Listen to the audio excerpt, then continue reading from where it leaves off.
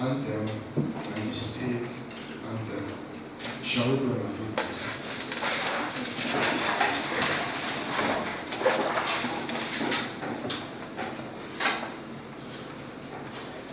The national anthem.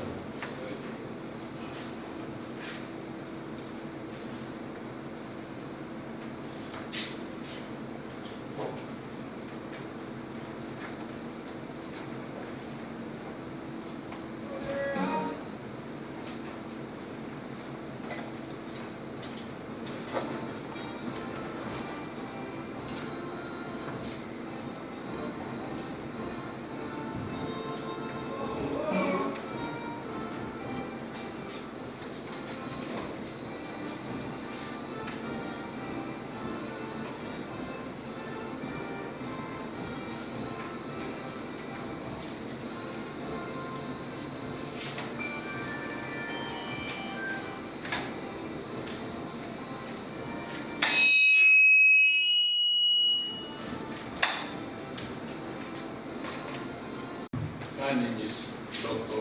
Remi of African Democratic Congress, ADC, Osun State Chairman. Thank you. Presenting the Dr.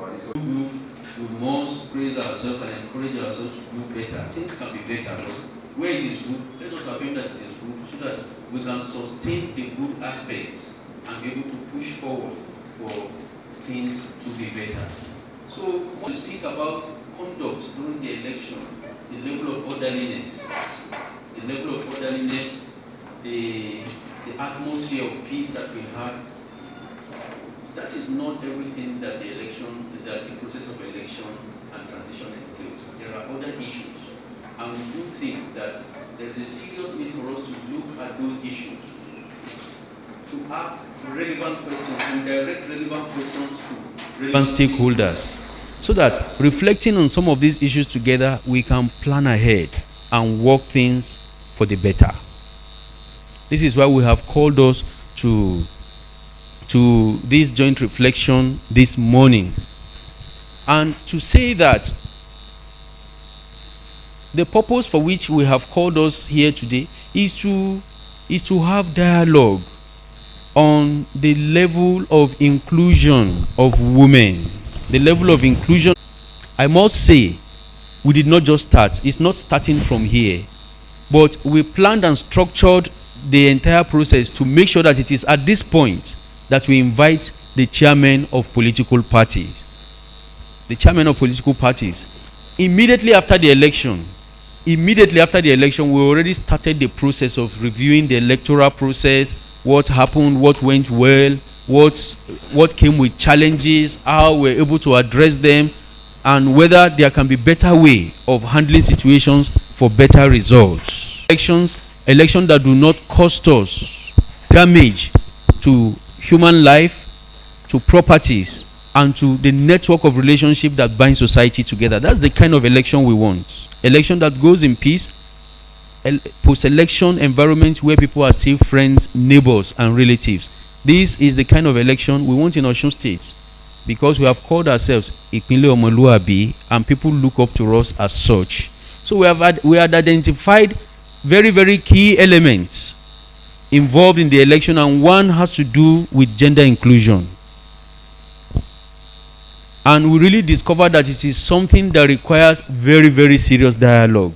So we had already approached other stakeholders with women at various levels. We have reached out in order to get opinion. We have even had encounter with women who contested either at the party level or who were presented by their political party, in order to get their own perspective, their own view and understanding of the situation before we would eventually call party leadership. Because we think this is very important, let us hear from the common folks, let us hear from other stakeholders, and because the party chairmen are sitting at the head of party affairs, we feel they should come last. And this is why we are having this dialogue today, having had conversation with other stakeholders. So this essentially is the reason why we are here today. It's a continuation of a process we started since after the election was over. And some of the issues that have come up, I'm not the one who is going to really speak about this. There are others who are going to make other presentations to be able to share with us the outcome, the view of the rest of the citizenry in Osun State about gender inclusion and party politics in Osun State. As it stands today, we cannot neglect the issue of gender inclusion. The world has moved on, and the world continues to progress. The number one reason why we think this is a very, very important dialogue for us to hold is this. Let us be careful not to make sure that we are the ones who will paralyze the dream of our women in Osun State. Prospect usually is built on foundation. There has to be precedence.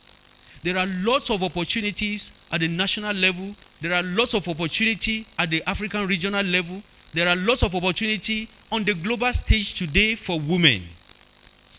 If we do not look at things again, to make an assessment, to ask questions, why are women missing in party politics, especially with the recent development in 2023?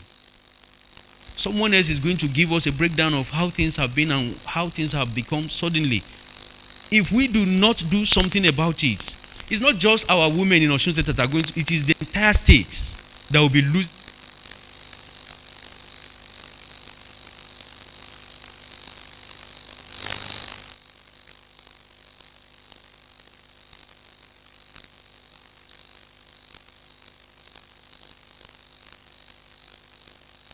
For all stakeholders to be part of the process of development.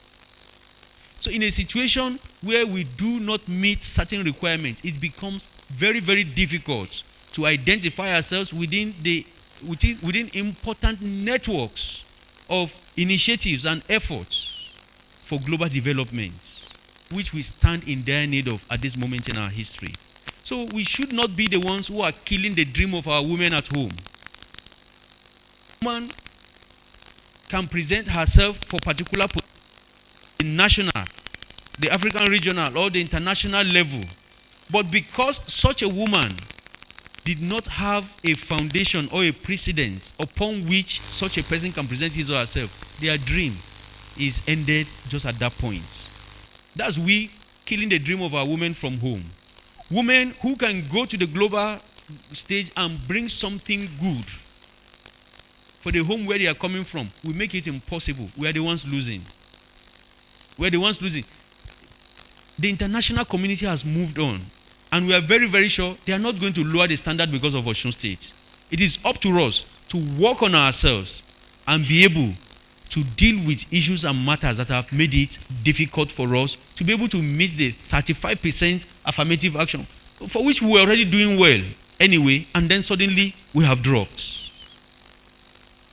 As it stands today, when the 2019 election was concluded, the World Economic Forum, when it did its gender inclusivity index research, Nigeria was presented as the 123rd out of 146 countries when it comes to gender inclusivity. That was 2019. At the end of the election in 2023, Nigeria receded to 42 out of 146. We stand only ahead of Iran, Afghanistan, and Lebanon. Should those be the countries they should be comparing our country Nigeria to today when it comes to the issue of gender inclusion? We need to really, and then let us already have an impression, have an idea of how the rest of the world is looking at us. 142nd out of 146 countries. You know, it's so embarrassing enough that even countries that do not run democracy,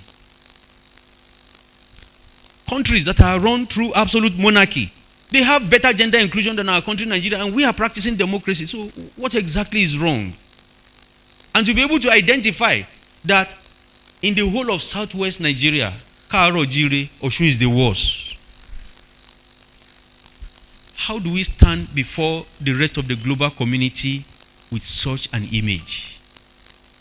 So it's a point of concern for us. Questions are being raised. What kind of people are the people of Osun? What is the general attitude and culture of these people? What is their mentality? What is responsible for this? This exactly is the reason why we have called us together. Let us reflect. Let us ask the right questions and seek the right solution to this. A lot of opportunity is going to pass us by. within the next 4 years, the situation we have is a situation where we have denied ourselves lots of opportunity. We have denied our own children, our women, our wives, our daughters, our siblings, the opportunity to progress for whatever reason. Whatever are those reasons, we need to bring them to the table. We need to see how we can deal with these issues. We need to find a way out of this. This cannot continue. For the next 4 years, we are going to have a situation where women are almost nearly excluded from legislative process, both at the national and the state level. These are very, very critical points of reflection for us. At this point, I will hand over the microphone.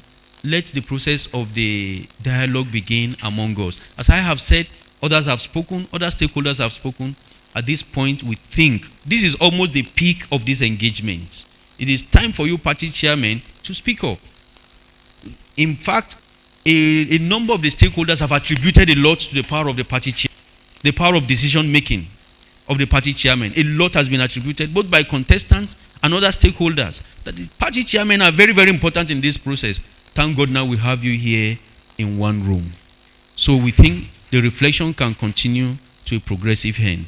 Once again, thank you very, very much for coming around, and we pray that the good Lord will bless our gathering with fruition. Thank you.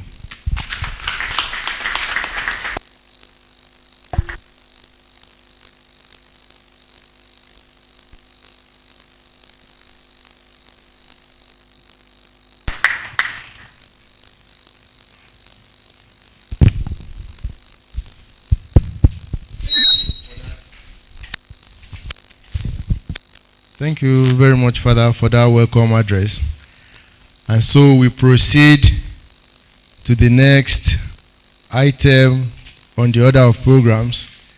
Here, it's our first time of having anything to do with the Justice Development and Peacemaker Center. The name is a household name, but we may not know more of what JDPMC does. So this next presentation will tell us more about Justice Development and Peacemaker Center and what we do here. Thank you very much. JDPMC Osogbo. Who are we? Governmental, non-partisan, and not-for-profit oriented organization established by the Catholic Church as an arm of its evangelical duties to bring about a holistic growth of the human person.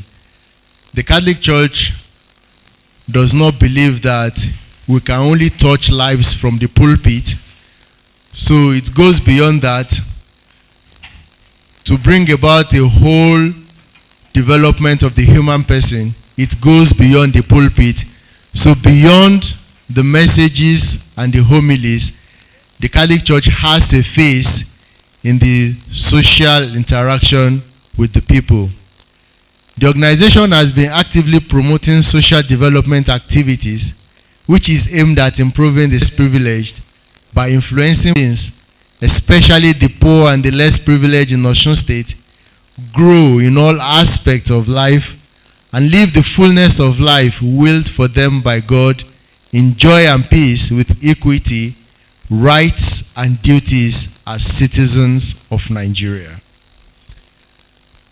We also have a mission, and the mission of JDPMC is that it's a faith-based organization. We promote justice, sustainable development and peace, which fulfill the mission of the church by working towards the realization of a just society through trainings, research, advocacy, community mobilization, networking, technical and financial supports to the target group. What is our goal? Our goal is to promote actions for justice and peace, holistic and human development, and solidarity towards the transformation of the world. Now the question is this: by the time one organization have this mission, vision, and goal, how do they achieve these feats? To achieve our mission, our vision, and our goal, the organization has 5 departments that ensure to the realization of the set goals.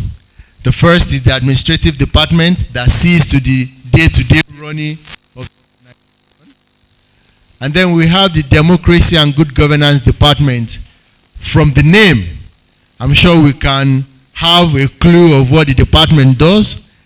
This department concerns itself with everything that has to do with democracy and governance, elections, influencing public policies, advocacies, and ensuring that transparency, credibility, and accountability is applied to government at all levels to bring a better life to the people of Osun State. We have the Justice and Human Rights Department. This department is the voice of the voiceless. It is the department that seeks to stand for those who cannot stand for themselves. You will agree with me that if there are 20 persons in the correctional centers, at least 8 of them are there without trials. Some because they cannot afford attorneys, and some because there is no one to speak for them at all. So Justice and Human Rights Department, it is the voice of those who are oppressed, and it brings justice exactly the way it should be served. Remember the goal, the vision, and the mission. We have the Integral Human Development Department. All that has to do with preventive health and the well-being of the entirety of the people, especially of the children. It is the goal and the aim of this department. This department works with people who have some diseases, probably persons with HIV, children out of school, and so many other vulnerable groups of people. This is the department who takes upon the welfare of these classes of people. Then we have the Rural Development Program. From the name, Rural Development, it seeks to bring development into the rural areas. This is a department that works hand in hand with farmers and herders to bring about peaceful coexistence between them in their communities, providing basic amenities to them, giving technical support, input, and all that is required for the rural farmers to compete with their contemporaries. You will agree with me that through these departments, the goal, the mission, and the vision of JDPMC is being achieved among the people of Osun State. The General Coordinator has said a lot about what has brought us to this point. A lot of meetings with stakeholders, a lot of consultations, a lot of public opinions had gone right ahead of us before we get to this day. And I'm glad we will still be hearing from some of the people who were involved in all this.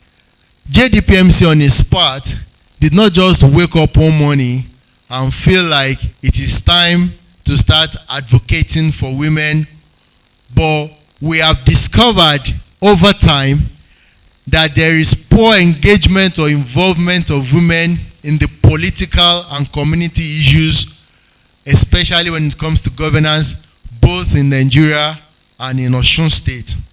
And because we are based in Osun State, having noticed this problem, we sprung into actions, and certain things had been done by the organization over years. Now, the strategies we have used on our path to combat some of these issues we have noticed, having noticed that women are actually at the backstage, especially in political and community development, we identify some people, some women, we call them women influencers. Who are they? These are women who are influential. I'm not talking about their wealth now, but who have influence on other women, who can move other women, who other women look up to as role model.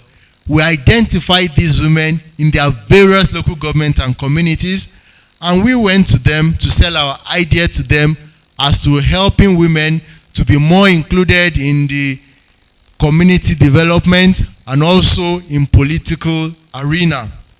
Some of these women were former commissioners, former members of state assembly, former local government chairmen, and some of them are still presently active in the politics of the state.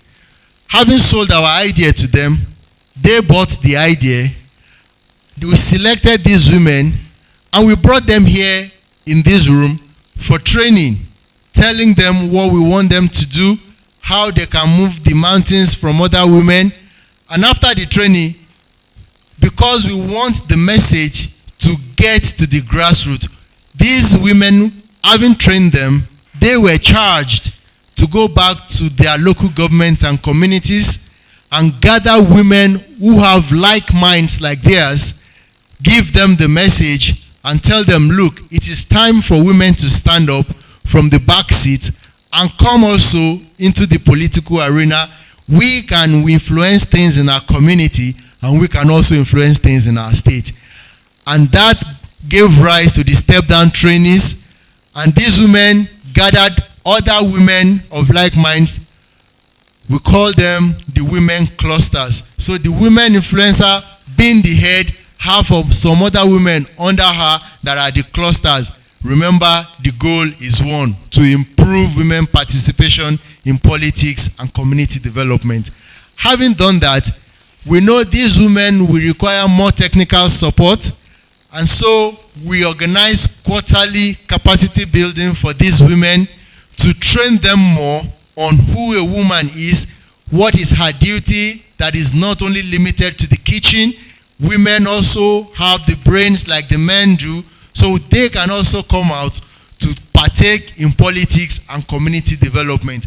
And I can assure us today, some of these actions of ours have generated success stories, some of which are these women in their groups now have advocacy visits to the chairmen of their local government. They now have town hall meetings with their local government and their representatives, and these are pictures of these activities from different zones of the state, because this women group, they are cut across all the local government where JDPMC intervention is being experienced. And these are some of the photographs from these women groups and the trainings we do for them, and so many other things they've been doing on their own. The general coordinator has said a lot about it. I would not like to repeat what he has said, but just for us to know that before we were being called together in this room, a lot of activities had been done, a lot of consultation had gone on, and a whole lot of consultations will still go on. Thank you very much.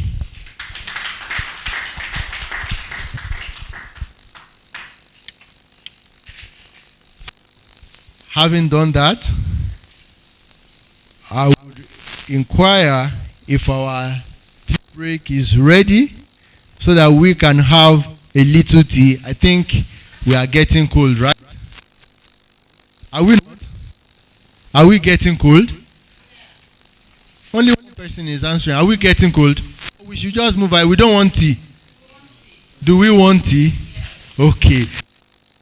We'll go on a short break now to have our tea break, and after that several other presentations will follow. So our tea break is ready.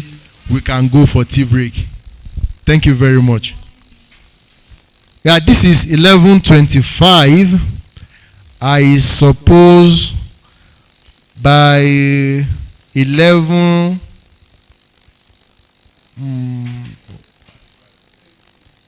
by 11:50, no, sorry, by 11:40 we will be back. That is 15 minutes, right?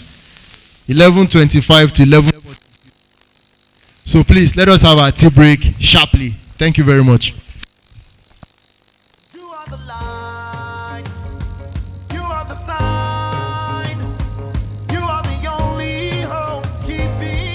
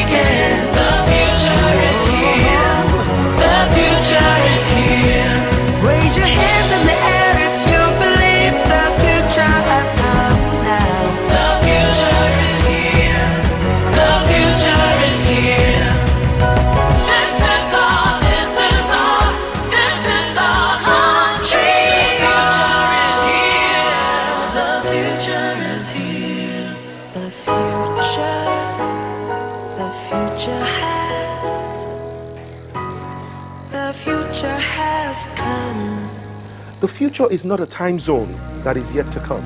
The future is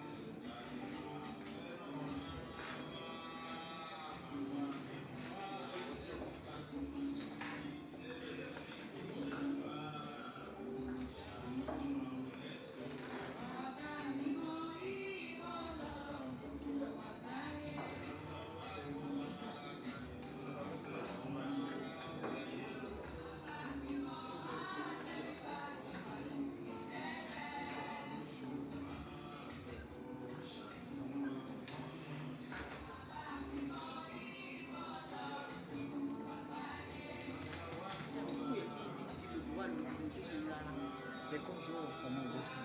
Ta ló máa yọ? Nígbà tí tẹ̀sí tó kọ́ bá àti àdọ̀kọ́ ni tó mọ̀ pé máa ṣe presentation. Ọ̀nà lórí fádà òsì.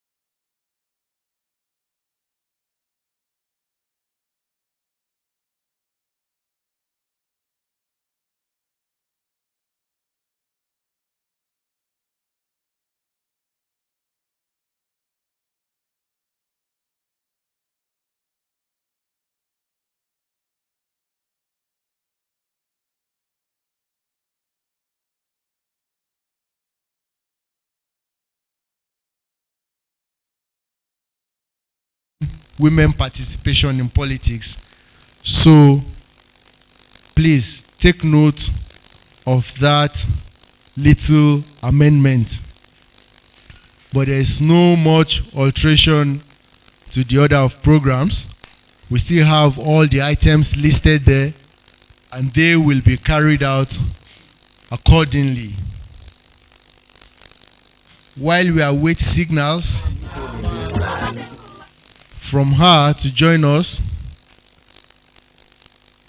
we like to appreciate us. And then please, for those of us who came when the program had started, I hope we wrote our names at the registration point, and the political party we have come to represent. So having done that, we still await signals from her. We have launched, is only for her to key into the signal before we take the presentation. So while we await, we can take the recitation of the person who is going to speak with us, and she is Professor Remi Sonaiya. I guess the name rings a bell to some of us, right? Right? Okay. So let us see who our keynote speaker is while we go through her profile. Remi Comfort Sonaiya was born on the 2nd of March 1955 in Ibadan, Oyo State, Nigeria. She had her primary and secondary school education at St. Luke's Demonstration and at St. Anne's School, both in Ibadan. She bagged a BA in French from the University of Ile-Ife in 1977, a Master's of Art in French Literature from the Cornell University in USA in 1980, and another Master's of Art in Linguistics from Ile-Ife in 1984. And also, she's got a PhD in General and Applied Linguistics from the United States of America in the year 1988. For 30 years, she lectured at the Obafemi Awolowo University, Ile-Ife, where she taught French language and applied linguistics. In 2008, she was appointed the first Nigerian international ambassador scientist of the Alexander von Humboldt Foundation in Germany, a position she occupied until 2014. Her interest in African development and social issues led her to take an early retirement from her position at the university in order to join politics. She was COA's Party National Public Relations Officer from 2010 to 2015 and was also the party's candidate in the 2015 presidential election. Professor Remi has also authored and published series of books like One Woman's Race, and in that particular book, she recounted her political experience. 3 other books from her were on Nigeria and African development, A Trust to Earn, Reflections on Life and Leadership in Nigeria in the year 2010, Igniting Consciousness, Nigeria and Other Riddles in 2013, Daybreak Nigeria, This Nation Must Rise in the year 2014. She is an alumni of the Yale University / Women for Africa Foundation Leadership Program in 2015, and also of the United States Department International Visitor Leadership Program in November 2016. She is a member of several Christian organizations and has served on the boards of some of these organizations. She serves currently on the Nigerian board of our Daily Bread Ministries and is on the faculty of Hagia International. also as a board. She is married to Professor Babafunsho Sonaiya, and they have 2 grown children and 3 grandsons. Ladies and gentlemen, this is the profile of our keynote speaker for today in the person of Professor Remi Sonaiya. Please put your hands together for.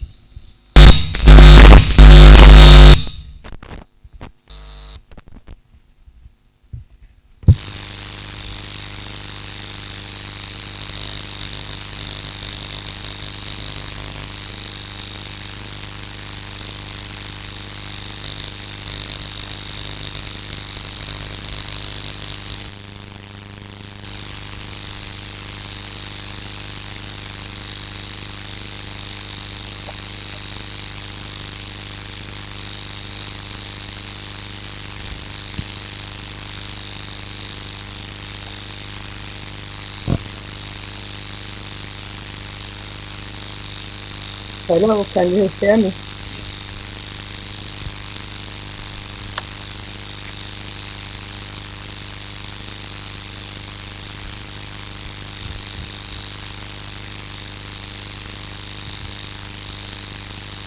Hello.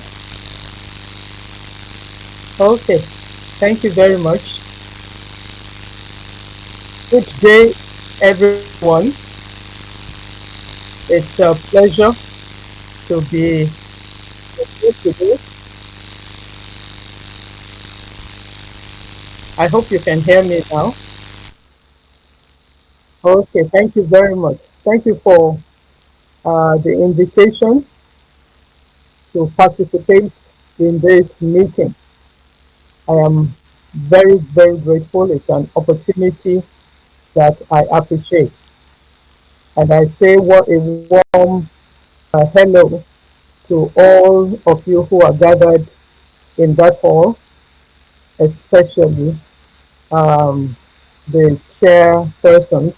Well, I guess you're all chairmen of the political parties um, that are there. Right, I have a PowerPoint presentation to give, so maybe that would be projected for you so that I can speak to it.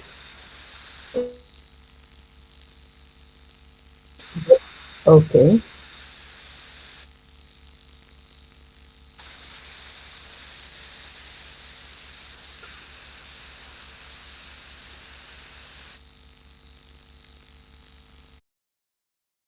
So, should I just continue with my presentation? Okay. I'm hearing my own recording. I'm hearing what I said already. So I don't know whether I should go on with the presentation. Oh, but I'm hearing myself. That's distracting. I'm hearing what I have said already.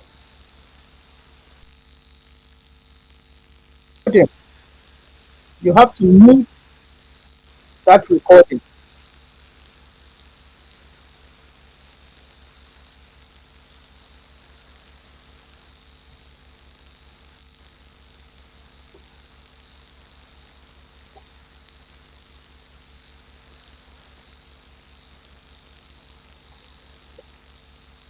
Okay, you can go back to the PowerPoint presentation now.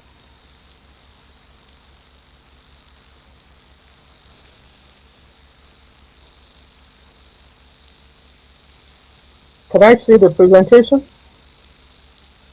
on your screen? Or I just use my own? Okay.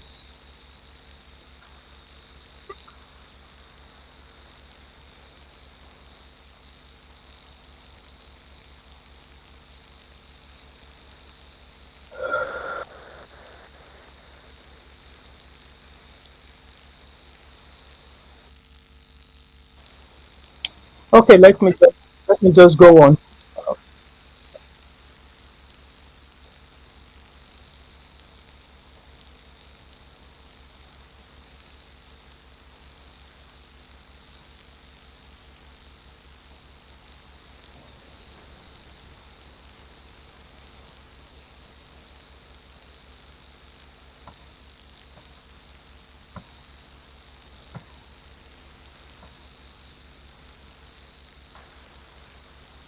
May I go on now?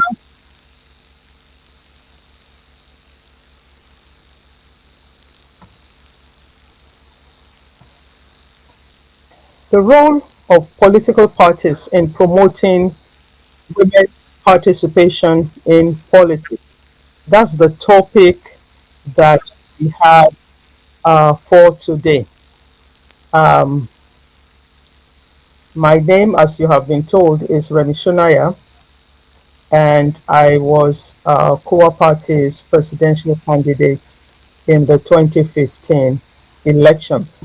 So, what are the objectives? Some of the objectives that today's presentation.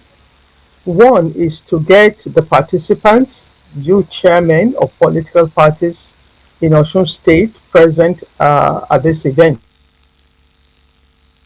to recognize the need for the active participation of women in public life and leadership. Also, to advocate that political parties as gatekeepers to political participation have a duty to make politics accessible to all. And also to make it clear to all of the participants that Nigeria will derive huge benefits when we practice a more inclusive politics, especially in terms of security and greater prosperity. It is to our benefit to have women participate in politics. Now, I have two quotations to share with us on women's underrepresentation in Nigeria's leadership and politics. The first one is by Black and the Ford Foundation. And it says that lack of progress with women's political representation in Nigeria, rising, considering that women's role in the country's socio-economic and cultural landscape appears to be increasing, and it is expected that the increasing role of women in society will translate into greater inclusion of women in the political process. The second quotation is by Professor Mahmoud Yakubu. The surname is missing there. This without the active participation of women and the incorporation of women's perspectives in all levels of decision making, the goals of equality, development, and peace cannot be achieved. This is very important. It's about peace. Parties that keep women out are in outgoing thinking not interested in the progress and the development of our nation. Um, it is important to note that Nigerian women are achievers. We have a lot of women who are doing incredible things in their various areas of calling or in their profession, wherever it is that they are working. I decided to put a few pictures here for us from women that all of us recognize, and they have been very, very um, strong voices.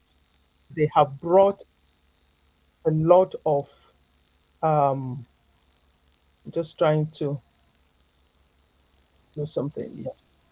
Okay. With my phone. So they brought us great pride in terms of the work they have done. Is it in the banking sector, like Mrs. Ibukwadi Awushika, or in the medical sector, Dr. Adadevo, who delivered us from what could have happened to us as a nation with Ebola. Mrs. Amina Mohammed at the UN as the Deputy General Secretary, uh, Professor um, Akoyili, and the great work she did in NAFDAC, and my former classmate in the secondary school, Dr. Ngozi Okonjo Iweala. So it is not that Nigerian women are incapable. It is obvious that they are capable. The big question is, what is keeping Nigerian women out of politics? And this is something that I would like those of you gathered there to discuss. Unfortunately, it doesn't seem like I'm able to interact with you.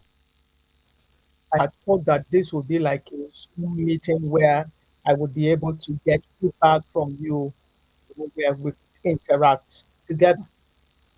But the way it is, I think I'm just doing a one-way interaction with you. So it's like there is this huge signboard saying to women, politics is a restricted area. You just keep out of it. And in Osun in particular, like it has been mentioned this morning, Osun used to be doing fairly well. We thought that Osun was on the path to a more inclusive kind of politics. So one wonder what has happened, why the retrogression, why should it be that there is no single woman right now in the Osun State House of Assembly? Why does Osun not have any representation at the National Assembly? Uh, I think that this is a very state, and it should be arrested as quickly as possible. So I would plead with those of you who are in the hall over there in Osogbo to kindly delve deeply into this matter and find ways to reverse this trend. Now, let us recognize that non inclusivity is injustice. Governance must be representative. Everyone deserves a place at the table, and women constitute at least half of the population. Very often it is said that, women actually are maybe slightly more than men in terms of the population, but definitely women constitute at least a half of the population. And let us also remember that women suffer very seriously the consequences of poor governance. For example, in our hospitals, when the hospitals are not where they're supposed to be, women bear the brunt in terms of what they suffer during pregnancy, during the delivery of children, and even in the in the care of children, taking the children They are spending days on hours on end and so on. When the uh, structures, when the infrastructure is not functioning properly, women bear the brunt of it. Can we think of water as well? When water is not provided, women have to carry big containers, maybe to far distances in some cases, to fetch water. And the roads, how many of us have not seen women traders on rickety vehicles and on terrible roads trying to bring the produce into towns? There they are sitting on heaps of yam at times, on bags laden with, different kinds of products, and traveling long distances in such discomfort. And I can also mention education. I say that many women, many girls who later become women, of course, are condemned to a life of poverty due to their lack of education. Because as we know, in many places, women are not given the same access to education as men are. Girls are not given the same access as boys, and that means that on the long run, the face of poverty tends to be generally female. So my point is that this non-inclusion of women in the governance of the society, a grave injustice to them. So now let's consider what is leadership after all, and what is so special about it that we think that it is not for women. Leadership is just the possession of a set of skills and abilities for managing people and developing institutions. It's having the capacity to envision what the best goals and objectives of a group should be, and also the ability to help a group succeed in attaining common goals and objectives. Now, none of us can deny that women possess these skills and abilities, many women, because we have seen them demonstrate these abilities, these skills in the leading of institutions, is it educational institutions as vice chancellors, or is it even in the boardroom, as CEOs of companies and so on? So, what is it about politics that we think women are not right or not fit to take those leadership positions? We know that women care about the society, they are concerned about the common good. So, why are they being kept out of positions of leadership? We can point to some retrogressive attitudes within the society. Patriarchy is one of them, where people refuse to see women as leaders, especially when it involves leading men. Even at times, a male messenger in an office almost resents having to take instructions from a female head of the department. There's also violence. Politics in Nigeria it tends to be violent. And it is true that women do not want to take the risk of the violence. They think of their children, they think of their husbands. and they say, ah, I think I'd rather keep myself safe. Then we have some religious attitudes where people believe that some people, hopefully, I think that is changing in some areas, but there are still too many people who believe that religion has prescribed a role for women, that they are to be seen and not to be heard. So it's like women should be there and learn in silence. And then just our cultural attitudes, you know, the famous uh, expression that women are for the kitchen, the living room, and the other room. These are attitudes that carry on into the uh, governance space and which tend to keep women um, out of those spaces. And I have characterized them as retrogressive. So we can ask ourselves now, so which way forward?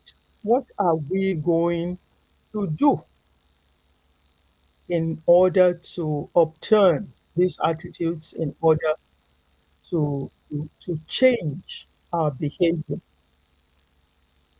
So I think that first and foremost, we must recognize these direct and indirect mechanisms of exclusion that are at work in the society in general, and that these mechanisms of exclusion have had a particular special impact on women's participation in the political system.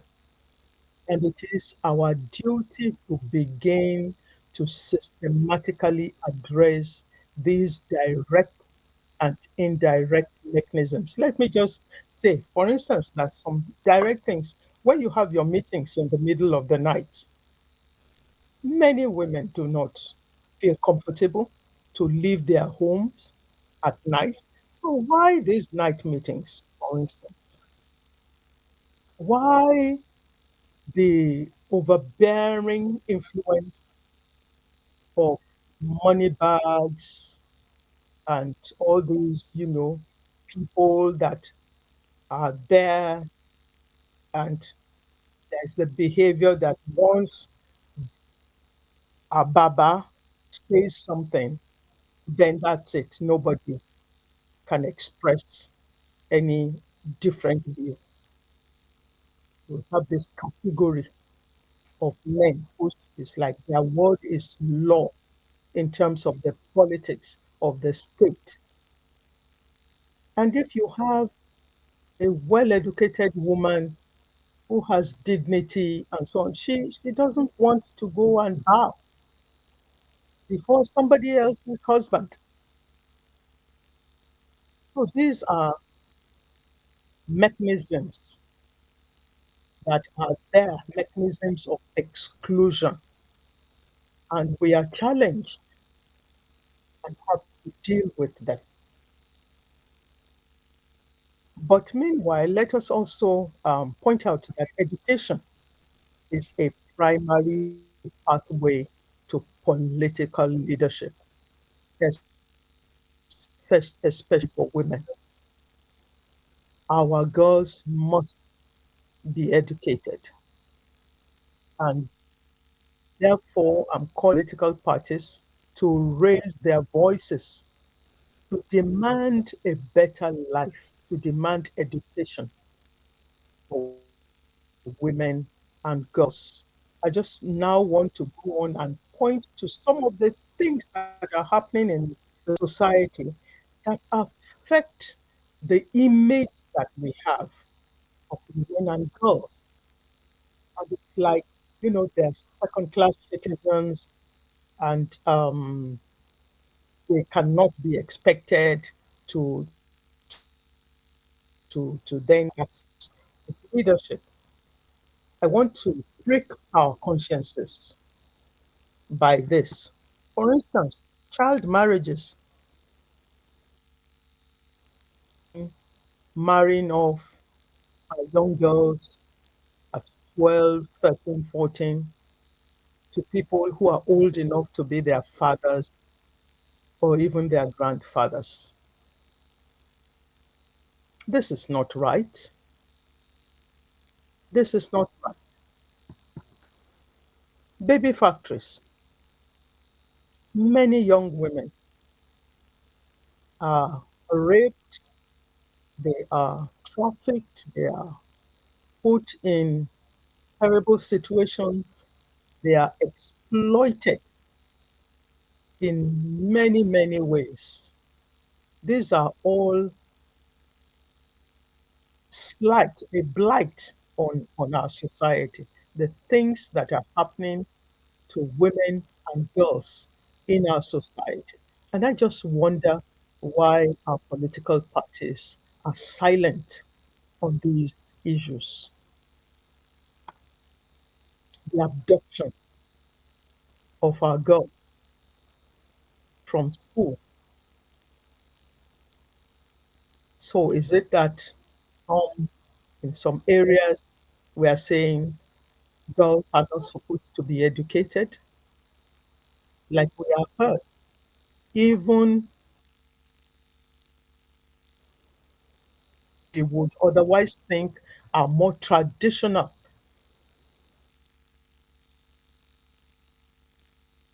than we are in Nigeria. Women and girls are not um, undergoing this kind of assault on their persons that we see in Nigeria. Child labor. Just look at the little children who are supposed to be in school, who are supposed to be nurtured to become citizens who will contribute to the development of their society in future, and see how we are using them or abusing them.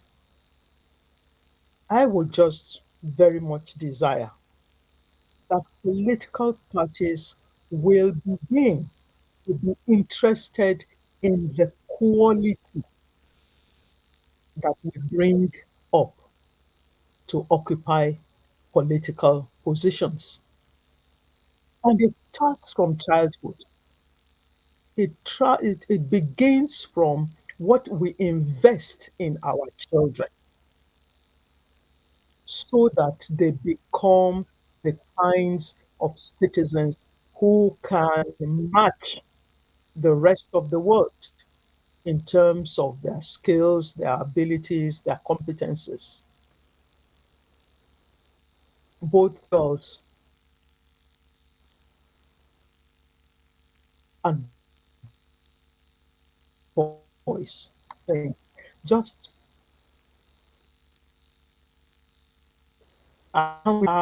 Nigeria occupies almost the last, the lowest levels in terms of the variety of indices of development.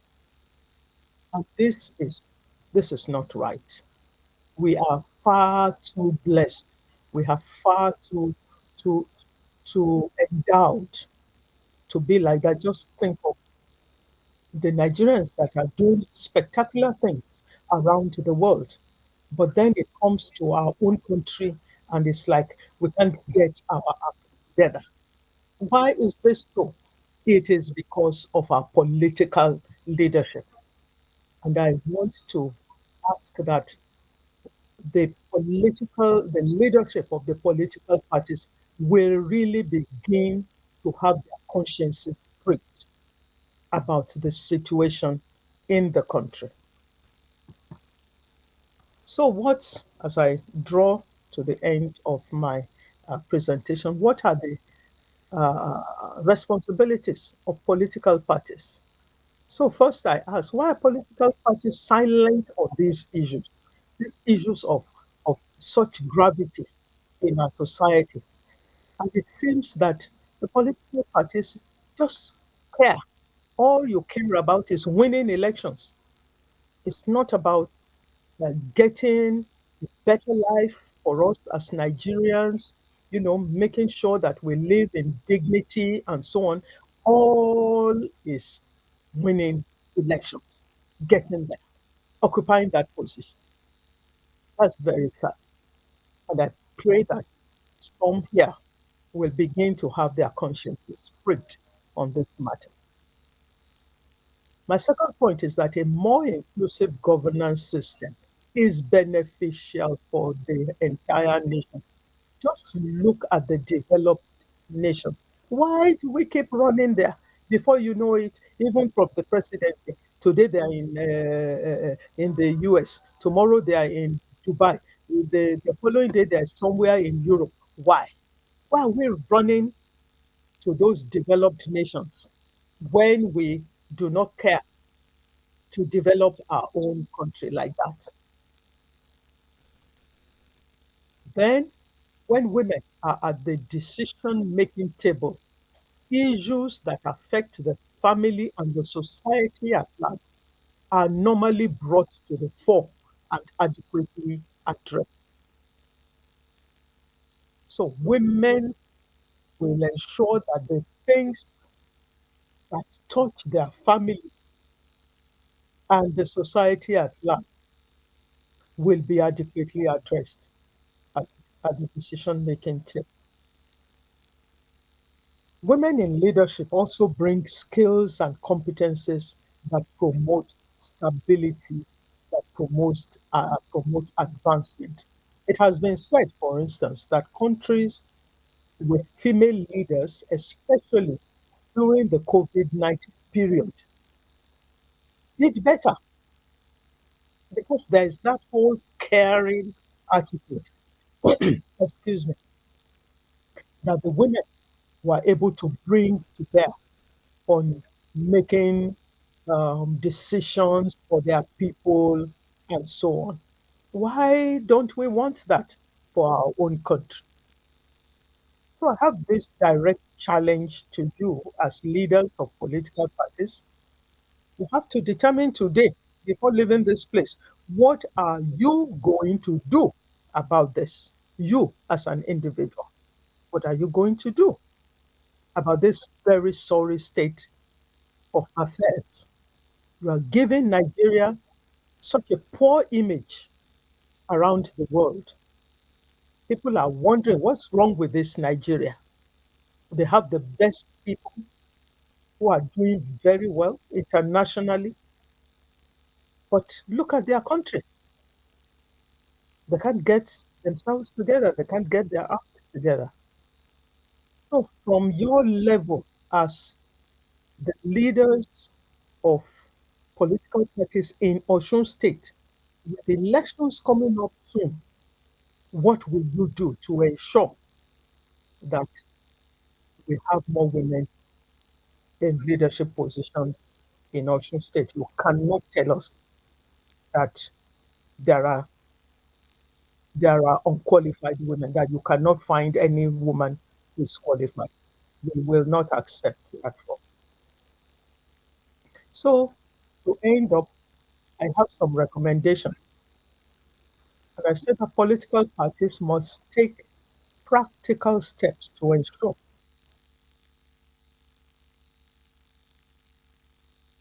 that women at the highest levels of the political structure and fielded as candidates. Practical steps. That is, this must result from a determination, a recognition that this is something that we must do. And the roles that women play in political parties should be beyond the role of woman leader and cheerleaders. Just gather them together to sing and dance during your um, conventions, primaries, and so on. So you bring them in some kind of uniform. They tie headscarves and some Ankara clothes that all of them wear and they come and do cheerleading. No, women have competence beyond being merely women leaders and cheerleaders. How about engaging in deliberate headhunting for female candidates? I know that several states have fielded women as deputy governors. So beyond that, we don't want any more tokenism. Beyond that, deliberate headhunting. Look around Osun State. Who are the women that you can identify who have the competence, the capacity, the character for leadership? You know them. You've seen them perform in different other spheres of life. Why don't you go after them and say, we would like you to be our candidate for such and such a position? And then something that we tried to get at the national level, but which was rejected. How about introducing a quota system to ensure representation at all levels, local government, state, and national? You as a state, you can decide today that this percentage, it might not be the Beijing 35%, but you can decide that whether it's 20%, 25%, 30% of our representatives at all levels of all political positions, we will find a way to ensure that these are women. And then please introduce the best practices in the conducting of meetings and running of party affairs. Women, and we're talking in general terms now, decent women, okay, if you want me to qualify it, do not want night meetings. They want to be treated with respect. They don't want to be among people who will be using foul and indecent language. They don't want violence. So, why should our politics be characterized by all these things? What is the virtue in night meetings? Why can't meetings be held during the day? Why do we have to be rough and disrespectful? Why do we have to use indecent language? Because we are politicians. Why must everything be by violence? Those are not the best practices that we see around the world. And I think it is high time that Nigerians decide that also in politics, not just in education, not just in banking and whatever, also in politics, we want to introduce proper behavior. We want to introduce ethics. We want to introduce decency and honesty. So those are the points that I wish to bring to you today. And to conclude by saying that with women as leader, everybody wins. So thank you very, very much for your kind attention and for having given me the opportunity to share these thoughts with you today. Thank you so much. I believe we can do.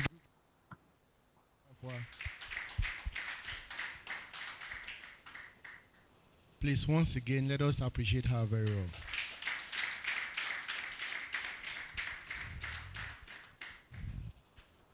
Thank you very much, Ma, for your time.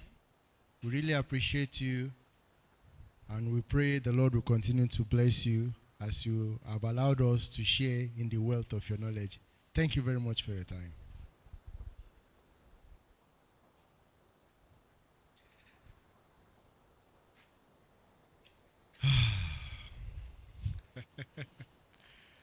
We have heard a lot, right? Haven't we? Yes. I held on to one particular question there. And I'm glad here we have the chairman of the political parties. She asked a very vital question. What are you going to do about it? A time will come for us to answer such questions. Like I pointed out, there has been a little amendment in the order of programs. So, before we start to react, because each and every party chairman seated here today will tell us what they are going to do about this issue. Are we together? Good. I know we are charged now. Okay. Thank you. Thank you. I know we are charged now. Thank you. So, we'll go straight to the next presentation, which is going to give us the statistics of women in political and appointment positions in Osun State. How, how late during the day is this?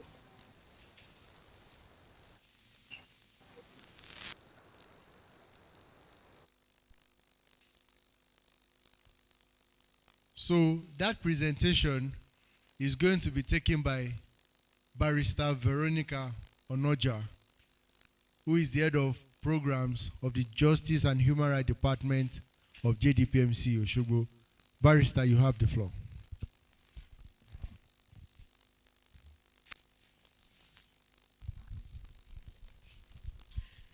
Good afternoon, General Coordinator.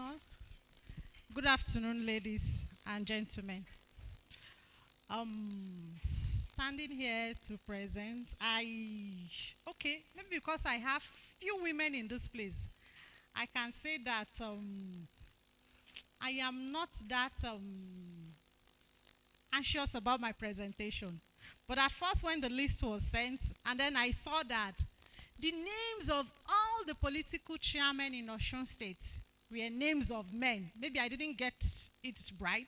I think we will have only one woman. Apart from the two women representatives we have in our midst, we have just one woman.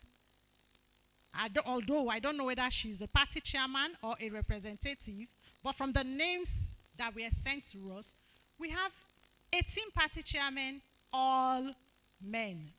We don't know of other positions in political parties in Osun State. So briefly, I am just going to try to give of the current situation of Osun State, comparing some of these situations with other states in the southwest and previous government in Osun State. So I'm going to take us through brief definition of terms that we might be using in the course of this program. Gender equality. I think we all know what it means. It is just about providing equal opportunity for everybody. Nobody to be treated unjustly. Because he's a man, he should be the party chairman. No. It should be that because he's capable, he should be the party chairman, not because he's a man and not a woman. And not also because he's a woman, he cannot be the party. If it means us changing from party chairman to party chairwoman, anything goes. But let it be somebody who is capable and not because that person is a man or a woman. That is what gender equality is talking about. And then we have gender inclusion. Now we have talked about gender equality. It means that for whatever we do, we should carry along both male and female. In our political party, in governance, in anything we do, there should be gender inclusion. It shouldn't be only women and it shouldn't be only men. And then gender mainstreaming. We all have accepted the fact that for historical factors, women are not fully participating in so many sectors of our society. Even if you go to our decision-making level at the community, I give an example of the traditional ruling council. Most times, the only person you see there is it Yaloja also Yalode? You can have like 20 men. We also, there are issues, things we work with the communities with. So we have been to so many traditional council meetings. You have 20 men and then you have just one woman. I can tell you that even if that woman has something to say, she will be very careful before saying what she has.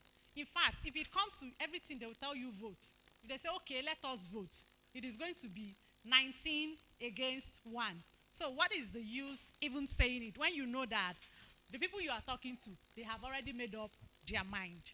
So when we talk about gender mainstreaming, it's the fact that since we know that there is inequality in terms of women participation, it means we need to take extra steps to ensure that women are also fully represented. Now, gender equity. We talked about equality. Now we are talking about gender equity, which means it is not going to be that, okay, and we want to have the post of a chairman. We just throw it open. A man can contest, a woman can contest. But sometimes, because of that historical gap caused by all those other issues that have been discussed, we can see how we can, maybe, is it bending the rule? Should I call it bend the rule a little? Or provide extra support for the woman. I give an example. They are selling form. Is it candidate form or something? Let's say 1 million naira. Now, you can decide to sell that same form for like 90,000 naira or thereabout. Just make it a little bit less than what you are selling to the man, to enable women apply more and they also have opportunity to participate. I think one very good thing is that don't just bring any woman. It should be a woman who is qualified. As women, they are not also asking that just carry any woman and put. They are also asking that bring somebody who is qualified. Because sometimes, I'm not saying that is what they do. It looks like when they just see any woman, though she's not qualified, but they know that they can just use remote to move her around. Before you just put her in one position. And the next thing they are telling you is that they gave women opportunity, they did not perform very well. So we should give qualified women opportunity to participate. Just see how you can support their participation. Now, these are some of the basic facts. There is no way men can understand everything about women. And then there is no way women can understand everything about men. I know there are men that have been to the labor room with their wives. But I tell you, you cannot only look. You won't know the extent of the pain she's going through. So, if you have only men in a particular place, and then you have to make decisions about things that concerns women, about labor room, how do you even know what she wants in that labor room at that particular time?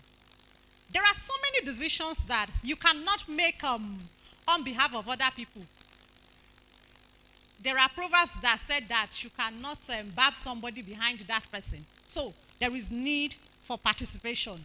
Men cannot understand everything about women, same way women cannot understand everything about men. Another basic fact, 50% of our population is women. So if we are having only women in the helms of affairs, it means we are having half of the population. What happens to the women? They are not allowed to participate. So whatever they have, experience, knowledge, is there wasted. It's like you just buy a car and then you just dump it in a dustbin. Another basic fact, when it comes in terms of voting, if you go out on election day, you find more women than men. So why are women good to make decisions about who governs the state, but they are not good to govern the state? If they are good to make decisions, this is the right person, what makes us think that they cannot also be the one governing the place. We have female children, we have male children. I'm sure if I ask all of you here today, none of you would say that your male children are more brilliant than your female children. Another basic fact, in the Southwest here, 80% of the women in the Southwest are educated. So we cannot even say that it is because they are not capable, they are not educated. There are other different statistics for other regions, but we are talking about the Southwest state. And just like I said, no evidence to prove that the male children or male are more intelligent than female. If you go to your children's school during their prize giving day, end of the year, another convocation, another programs, if you get to that place and then they are calling best in this, best in that, best, and you find out they are only men or only boys, then you can say that only boys can lead, women cannot lead. And moreover, she just said that you leave your homes, all of us, we leave our homes in the hands of our wives. Most of the times, the management of everything at home is left in the hands of the women. The man goes out to work, hustle, bring the money, but the woman is the manager of that money, the children, and inclusive sometimes even the men. So, now, we talk about national statistics. In 2019, 13% of those that contested were women. And then we got to 2023. Instead of going up, it's dropping. We have 10%. We always say that forward ever, backward never. But it seems that it has to do with women political participation, going forward, but going backward. And there is nothing in life like going backward. Now, as at 2019, in terms of women inclusion in politics and governance, we were 133rd out of 146 countries. That was our position. But after our 2023 general election, we went to 143rd position out of 146 countries. It's like we came third from behind. We are competing with the likes of Iran, Lebanon, and one other country. Imagine all the other countries. It's like your child going to school, and your child is, they have 50 people in class, and your child is coming back home very happy. Ah, that day I came 47th. That day I came 47th. No father or no mother is definitely going to be happy with that. If we want to compete, let us compete favorably with other countries that we know that at least we can say that we are competing with other countries, but not the likes of the three countries behind us. Now, from the National Assembly elections, out of the 109 senators that we have in Nigeria, we have just 3 women. And then out of the 360 House of Rep members, we have 15 women. In terms of women contestants, in 2019, we had 2,968. But when it got to 2023, we had 1,553 contestants. We keep going backward. And then out of these 1,553 contestants, only 72 of them won.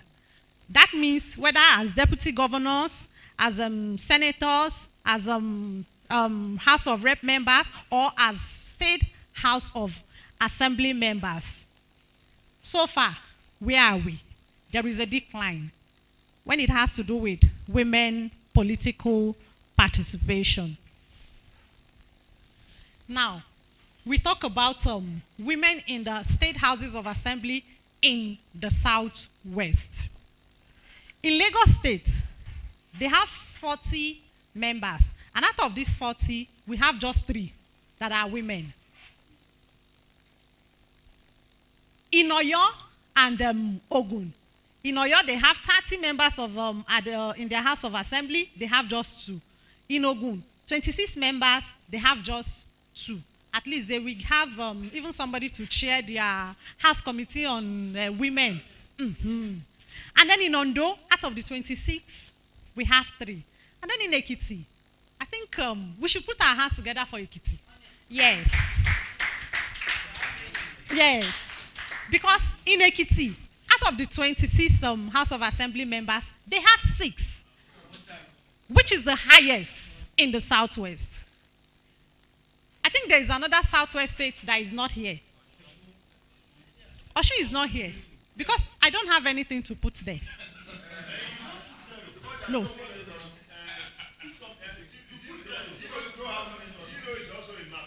Sometimes.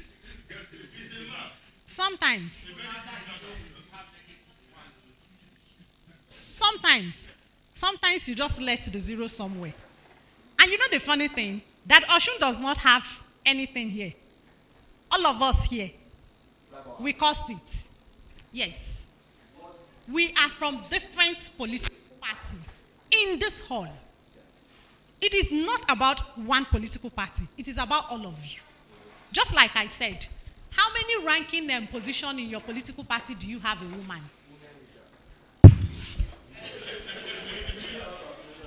Even that women leader, if we have opportunity, we are going to take it and give it to a man.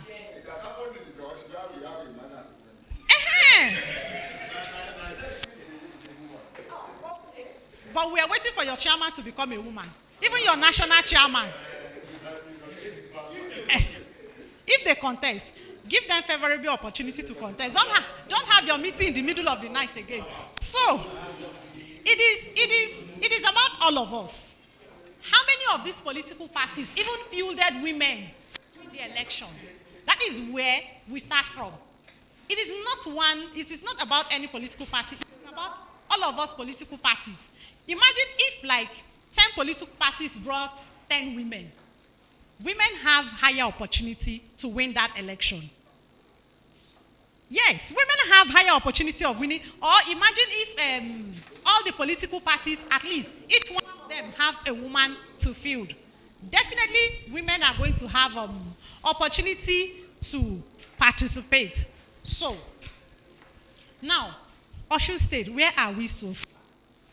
In the Legislative House, there is no woman. So it's definitely going to be a man who is going to chair the House Committee on Women Affairs. And then in the cabinet, out of 25 commissioners, we have 2 women. And then we have the governor, who is a man, deputy governor, also a man. And then the judiciary, we have a female chief judge. But the question now is that, how do we have a female chief judge? I think this is because this does not have anything to do with politics. If a woman can walk to get to that level, I think the political parties need to do more to ensure that you also give women opportunity to perform. In the judiciary, it's not about election. It is not about anything that has to do with politics. Most of the times, it's about how you are able to build yourself to a particular stage before you are given appointment as the chief judge of the state. So if a woman can be the chief judge of a state, what makes us think that women cannot perform in other sectors of Osun State? I believe we all have daughters. And I know that there are so many people, in fact, all of us here that have daughters, we are very proud of our daughters. And I know that we know that our daughters can perform better than some guys. That is one thing we don't deny. So why is it that we can also give those daughters of ours opportunity to also contribute to the development of Osun State?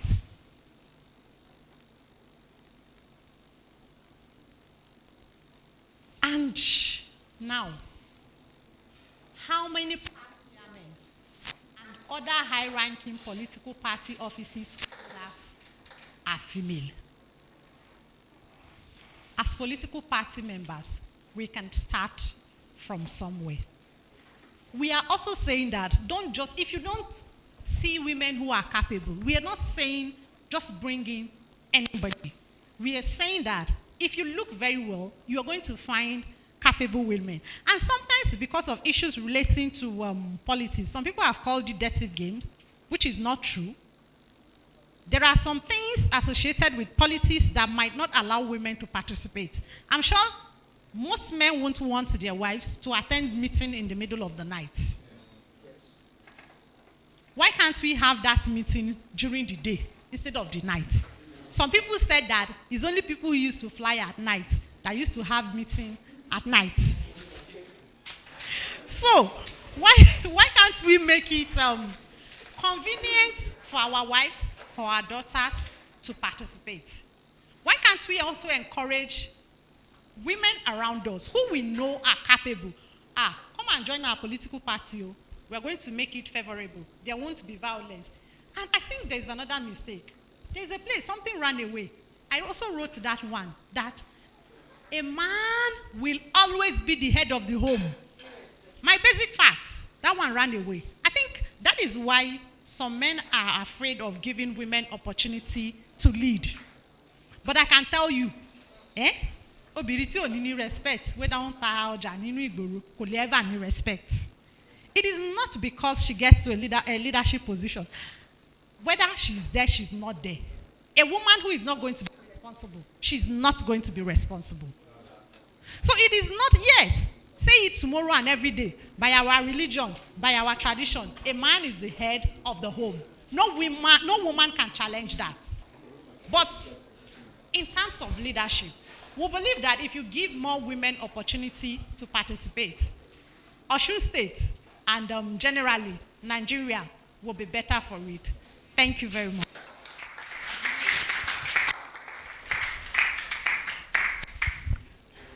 Please let us put our hands together for her again.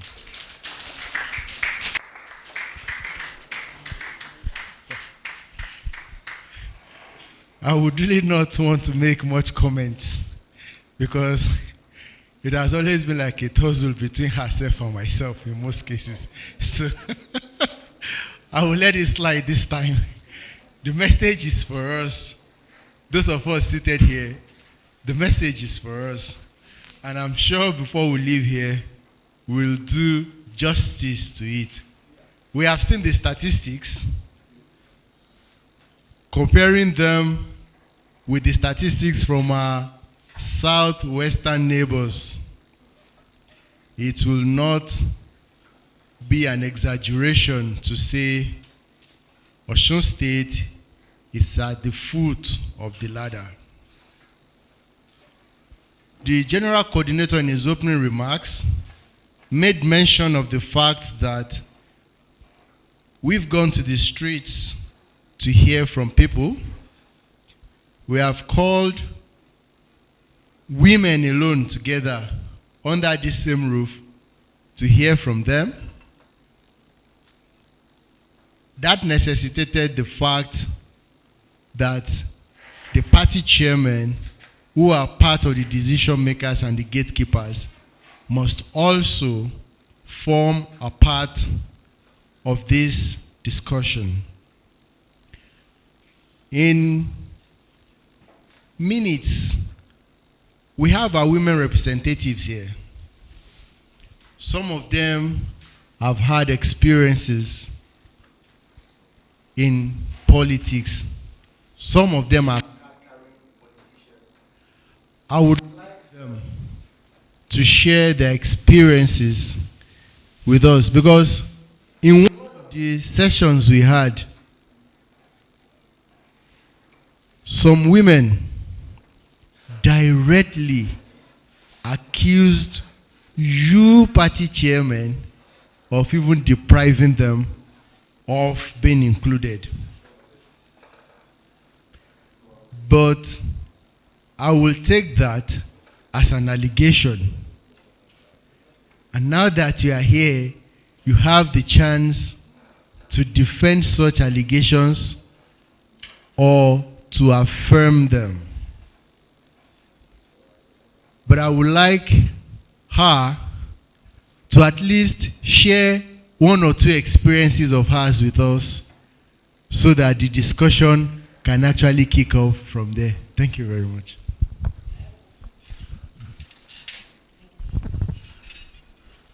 Good afternoon, everybody. My name is Remi. I'm from Olaoluwa local government. I thank God that Alhaji is here. I thank God he's here. I was sometimes here in June. I made a phone call on radio concerning women participation in politics. So it was later they called me that I should come and attend the program here, and I came, which was very, very interesting. So in 2007, I contested for councillorship in my ward. I was the only one that made the criteria set by the party then. So later, just because of my leader, that if I mention the person, the name of the person now, Alhaji will know. They say if I should be the councillor, then the leader will not let them see anything from me. So when I heard that, I went to them one by one that I know my own is not going to be like that. That when I assume this office, I will do the necessary things. So they say no. And they went to my cabinet. Then Alhaji Fatai was the secretary to the state. They went to cabinet that cabinet should stop me to be the councillor then. So when the party, the ward, they asked us to bring all our documents. They discovered that I'm the only one that qualified for the position. So we chartered 2 buses down to Osogbo. So when we got to Alhaji, our party chairman spoke and said, this is the candidate for the councillorship. Alhaji said, okay, no problem. Even with all these people that I'm seeing, it means that it's the one that you people support. But let's wait and see. That was the only reply that Alhaji gave us then. That we should go home. Whatever comes out of it, he will let us know. So later, they brought one boy from Lagos that is the one that is going to be the councillor. How will this boy will be the councillor? Is he participating with us? Is he participating in policy with us? Is he coming to ward meeting? And he has never stepped into that ward for a ward meeting before. So that was how I was deprived of that position then. So in this last election, let me say in this local government election that is coming, and for this caretaker chairman that are there now, I contested and I'm still contesting. So my leader has to tell me that any elective post is not going to be for women self. We can only give you appointment. Alhaji, I think you are hearing this for the first time. I contested for councillorship. For chairmanship in my local government. Even there was a time I came to party secretariat. That day I greeted you. I don't know if you know me.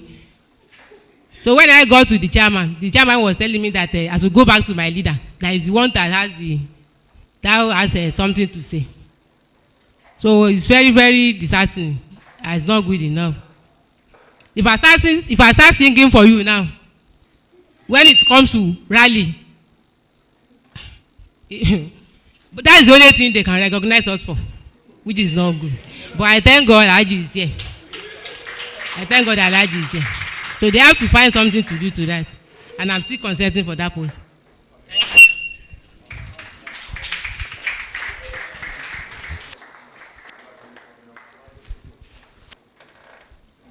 As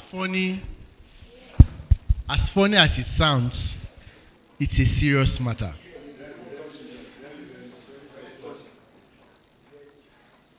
Very touching, right? But the looks on your faces does not sound like it's touching. It sounded more of entertainment. Good. There are so many women like her out there. Though qualified, yet deprived. Mark those words. Qualified, but deprived. Chairmen, party leaders. These are the gatekeepers. These are stakeholders. These are decision makers. these are the ones who decide who is, who will be, and who will not be. You have heard it all from different speakers right under this roof. The question is this: party chairman, are you the ones depriving these women? Is it the party structure? What exactly is the problem that has kept women out to be included in the whole process we are talking about? That is one. Two, having identified these problems that you yourself seated here will identify, before we leave here, we shall provide ways forward. Identifying problems is not enough. We shall find ways to solve these problems. The floor is now open to us. When you want to speak, please tell us your name and the political party you represent. We set the ball rolling. Who goes first? All right.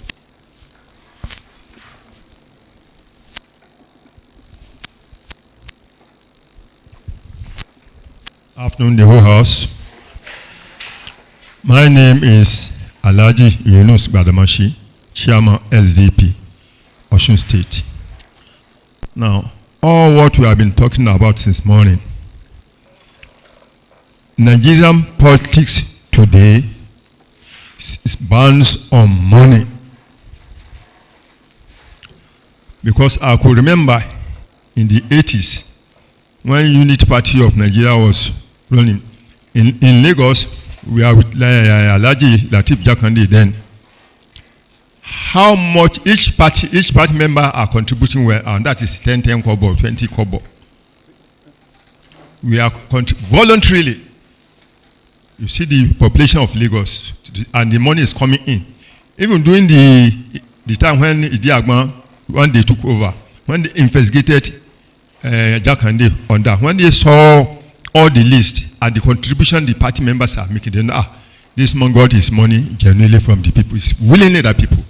But nowadays in Nigeria, if you want to run any political situation or any political, you must have money. If you don't have money, people will not listen to you. So the Nigerian politics have been monetized.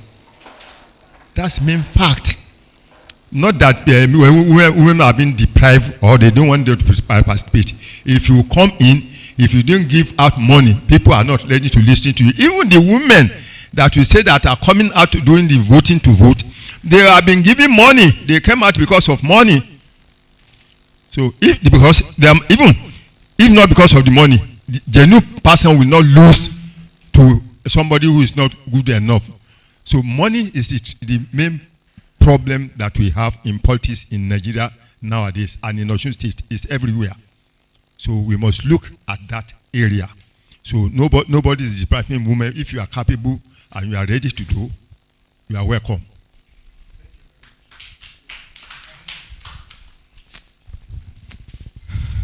Good afternoon, and I want to appreciate everybody seated here today, particularly the organizers of this forum, seminar. I appreciate you very much. My name is Adetuji Olubumi, the State Chairman of Action Alliance, Osun. I want to first of all congratulate us in Osun, because when we were talking about we deprive women, the feat we achieved, we are not talking about. None of the other states have a chief judge of in the state as a woman now. So we need to yes, we need to congratulate ourselves on that. So I appreciate. But you listed it. Now come to the issue. I know I need to congratulate ourselves on what we have achieved. Now, thank you. So now come to the issue we are discussing about. At times, women themselves are the cause of this problem. And we need to be frank with this thing here. I had an experience one time when our women leader then told us that he will be interested in contesting for a particular position. I think rep then in his constituency. We have prepared ourselves fully to give every goddamn support to her, at least to emerge. It was at the tail end that he did the party for the so-called bigger one. And till date, that ambition never saw the light of the day. Because it was denied outrightly. And what they failed to know was that at times, those parties that they neglected might be the stepping stone to brighten even their future, to brighten them into the light of the positions they want. But these are the people that, you know, for instance, in my party, we give forms to the women freely. We don't sell forms to them to contest. But how many of them do come to us? They know they will not be giving this where they were going, and they will continue. All those abilities, all those qualities that they said they have, and they are dishing out in those places. Why can't they, bring it out somewhere else and see if they will be accepted or not? So, and we cannot be going to them and be begging them. At least we made them to know where we are. And if we extend our hands to them and do not come, there is nothing we can do about that. I have a personal experience about that. Thank you very much.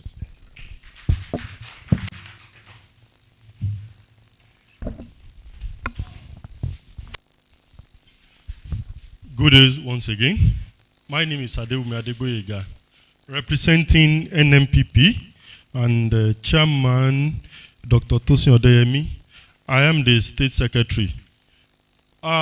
Speaking on the women participation in politics, we had the last election in Nigeria as a whole. We in NMPP gave out form for free for women, and we had about 40% of the posts contested in the party for the women. So number two, when we are talking about these problems, this problem will continue to persist if certain things are not being done. Because if, for example, if party A bring out a male candidate and they have more money to spend than party B that bring out a female candidate, they feeded the female candidate, definitely, even with Togris, they fund the Togris in order to support them for the elections. And if a woman is not capable enough, they cannot stand this test of Togri. When a male candidate himself is being harassed, brutalized, how will a female stand that? So all these things, if they are not being stopped, monetization in politics, then Togri. Also, the female are the problem for each other. Now, we fielded so many female candidates in the last election. How many votes did they got from each of their representatives? In fact, the female that are singing praises alongside with those candidates, they voted for another person who are male. So what we now do? There's nothing the party can do on that aspect, except if this provision is being made. I think, in my own suggestion, in a senatorial district, if constitution can back it up, or a law can back it up, that, take for example, Osun State. We have Osun West, Osun Central, and then the East.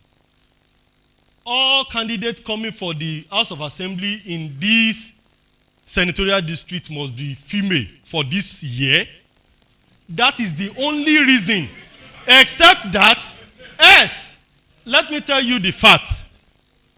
The money, or the bag, money bag politicians will always have it. Thank you very much. Good afternoon, everybody. Thank you. My name is Olaleko Enoch, the chairman of Young Progressive Party, YPP. Well, in a few words, our keynote speaker has said a lot of things about what we want to discuss now. The woman has did a lot of stuff. Now, the problem we're having is, number one, godfatherism, thuggery, violence, everything. And the last one is the culture. Our cultural background is affecting a lot of women. Even in our family settings. A man will want the boys to represent his father in a occasion or something. Whereas the lady in the house is the most brilliant. But the man will want to say that I'm the man in charge. But whereas in real fact, he's not in charge. But I think culture has affected to the extent that we believe that it's only boys or men that can achieve great things. And which is no. Now, as a political party, like YPP now, despite what we did during the last election by giving out free forms to women and to the youth, we could also find out that, like what my brother have said there, women also doesn't vote for themselves. They would rather go and vote for where they will collect the 1,000 Odibo Sebe. And they will do that. Then, I think to settle the whole thing or to address the whole issue, we need to go to the background. We need to go back to the problem. What is the problem? Culture. Culture / religion.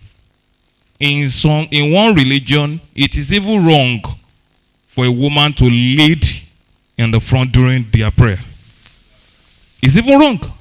No, I've seen that during this woman as the speaker, Mulikat, she was removed because of religion from the north.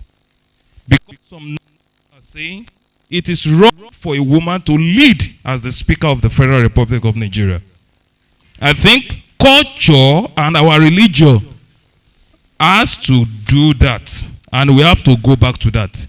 When we do that, and the whole thing will change. And also, lastly on that, we need also to go back also to our education. We need now to go to our schools. I think I've seen one of your programs in schools here. We need to begin to educate our young girls and young women that they can do it. They must have that kind of do-it attitude. As guys are doing it, as a woman, as a girl, they can also do it. Where they bring gun, you to bring gun. Yes. We're laughing, we're weary. Where they do this, you do it. I think currently I met one of the current House of Assembly leaders in Kwara State. I've known that lady since poly days or something. The new House of Assembly members in that place. That lady has been active member in NATS for years. In one of the conference at Ibadan, if you see the way this guy was rough and doing even with male, you will not, it will go far. And I'm not surprised when I heard that she won House of Assembly in that place. Because she has been that way right from day one. I think we need more women. Women, politics, you can't just say that, okay, because they won't come and give you things free. It's not a free ticket. Even in Sierra Leone, they say there's not even free things there again. Nothing is free. I think we need to go back to our background, change our culture, religion, belief, And let us go to our schools so that we orientate all our girls and our adult female to know that politics is achievable and they can do things in policies. Thank you very much, sir.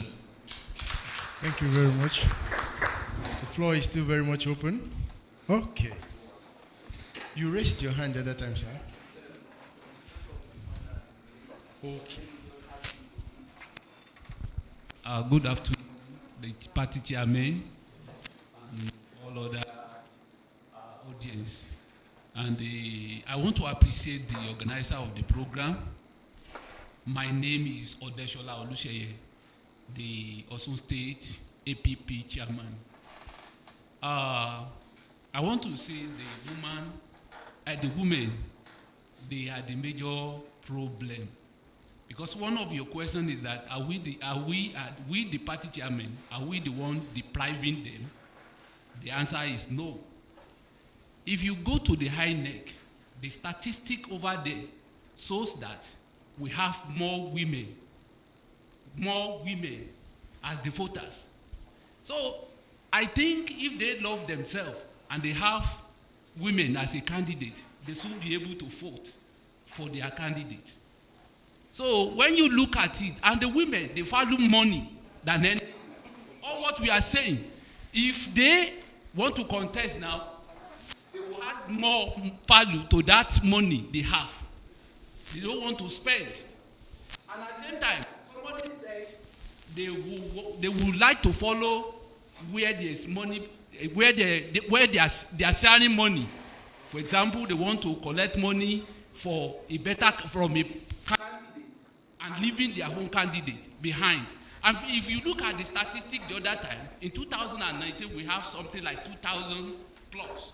In 2019, come to 2023, it dropped to 1,000 plus. So when you look at it, all these things, the fact remains that the women, they have to do a lot of work within themselves. They have to do a lot of work. They have the strength. They have the platform. The party favor them. The structure in the party favor them. And even at the high, they have strength. So what I mean that the party favor you is that majority of the party give the form free to the women. That is what I mean. So meanwhile, men have to pay for this thing and struggle for it. Just because the attachment does, from the man child does not favor the money. That is, we don't attach value to money. We spend more money to get what we want. So therefore, I want to advise the women, they need to do more work within themselves. Love yourself.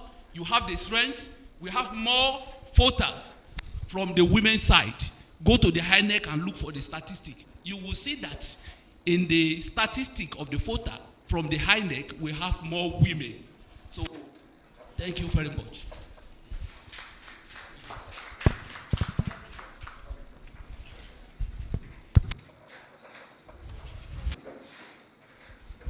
Afternoon, everybody. My name is Dr. Benga Afeni. I use Bible as a case study. NRA, National Rescue Movement, State Chairman. And the Prof is not here, but the statistics woman, she's here. When God created heaven and earth, we have one man, one woman. But along the line, when we give women chance to be given birth, we have more women on earth now than the men.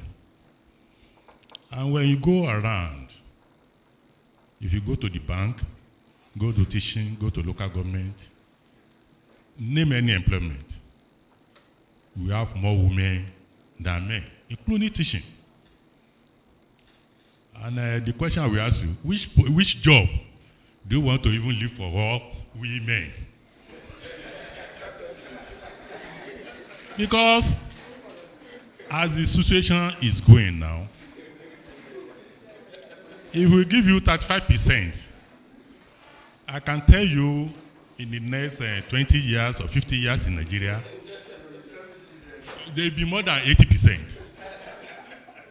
And my people have been talking about issue of money, fatherism, and everything. It's just a matter of time,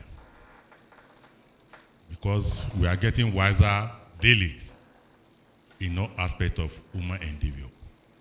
The reason is this: before in Osun or in Nigeria as a whole, give somebody just 100 naira, he will vote for you.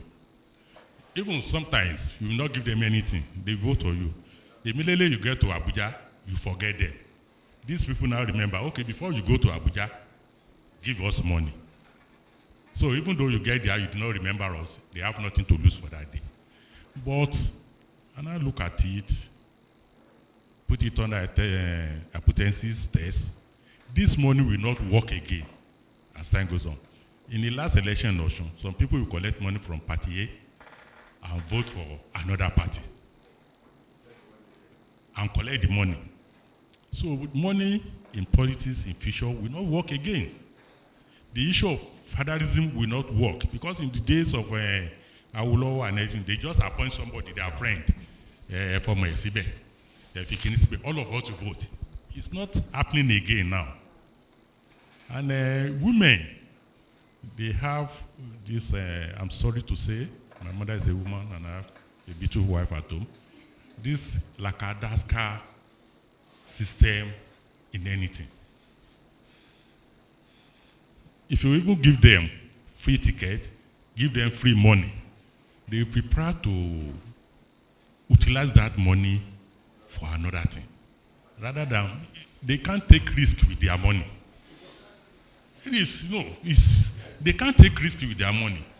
They can't take risk with their wife, with their children. And most of us in politics, we are able to take that kind of a risk. You can carry your woman during the election, okay, Lord Dosi Lokoja, for safety and your children. But women will not allow. And when we are talking of night meeting, go to all these hospitals.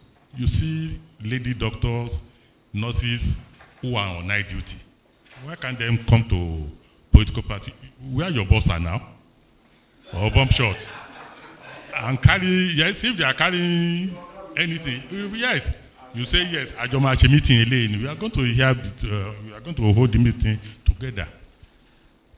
But they will not like to leave their husband at home. They will not like to leave their children to come and attend the meeting. And you people now, my brother, take the statistics on Sunday in the church. You will see that you have male women. You want to enter heaven, you want to enter heart. Take one now. Go to any church or mosque. You see all these women there, or Salatu anywhere. And the little politics now, you want to hijack it from us. You know, even I normally tell my woman leader, when we are talking, I say, no, I'm the chairman. You are woman leader. Let me Timbasoro, you know. So please, actually it's very important. Give them chance. I don't say I'm not disproving them, but you know, I'm happy. Can survive. No.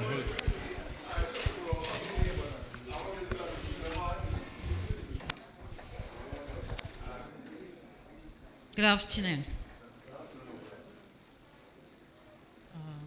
All protocols duly observed. Honestly, if we keep going on and on, we are not even saying anything yet, with all due apologies. We've not said anything.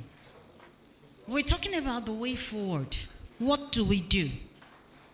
How do we include women in politics? Now, there's something I want us to understand here. The inclusion of women in politics is their fundamental human right. It's your right. And so you're not doing women a favor. That's what you ought to understand. Because the day women will turn around, for those of us that remember the About Women riot, when we choose to say no, believe you me, every woman will come out. Every woman will come out. And that is the truth. Because someday, I'm seated here today, and I'm surprised that we're only 3 women here. Where's the gender equality we're talking about? So in other words, from my own understanding is that there are no women chairmen of any party. And for me, that's a problem. Yes, it is a problem. Because you expect me as a woman. Yes. I introduced myself. I'm Barrister Omolola. I was once a local government secretary. And while we were going out to see that people came out to vote, I saw the number of women out there. I saw old women, I saw young women. I saw pregnant women, I saw women breastfeeding. And I said to myself, why are women always the stooge to helping men get there? See, it must start from the platform. The platform is where? The party itself. Why are you people not ready to showcase a woman? If you give the woman the platform, you're telling us here that you're buying us, you're giving us form free. You're giving us free form, and that is all you're doing. After that, are you elevating us? Excuse me. Now you give us free form. You give us free form, and that is where it ends. By the time we come to selection and removal, it doesn't get anywhere. Women are being sidelined, and that is the truth. And that is the truth. My sister here said something. I was a victim too. I remember when I was elected as, I wasn't elected, sorry. I was appointed as a caretaker, the secretary of a local government, where I was seated during the inauguration. One of the leaders, I don't even know him because he's not from my ward. I didn't even know he was a leader. He just came and stood behind me. And then the next thing he was telling me was that, Mobito Tiwao, to ba se dada, o radio, lo ma gborukwe, o ma yọ ẹ́ dànù. The first thing that crossed my mind is, this is violence. Yes, it's emotional abuse. As a woman, first as a woman, it's not about my profession. It's not because while I was seated, now I saw this coming. I saw this coming because we have more men in here. It was an emotional abuse for me because I said to myself, does he have to know me before he knows my capability? Does he have to know me before he knows what I can put on the table? That is the mistake most of us are making. When somebody showcases her talent, please assist her, bring her up, give her the platform and sell her. And then the next thing is they go about and start telling you that, Mobito Tiwao, girlfriend, governor lema imposing your lewa. Excuse me, some of us are talented. Some of us has what it takes for the man to be there. We have it too. But you people are not giving us the chances. You're telling us you're giving us for free. We get the form, our names are there, and by the time it comes to scrutinizing it, they said, that was one of the issues I faced. Yes. Have you tried me? We can do it.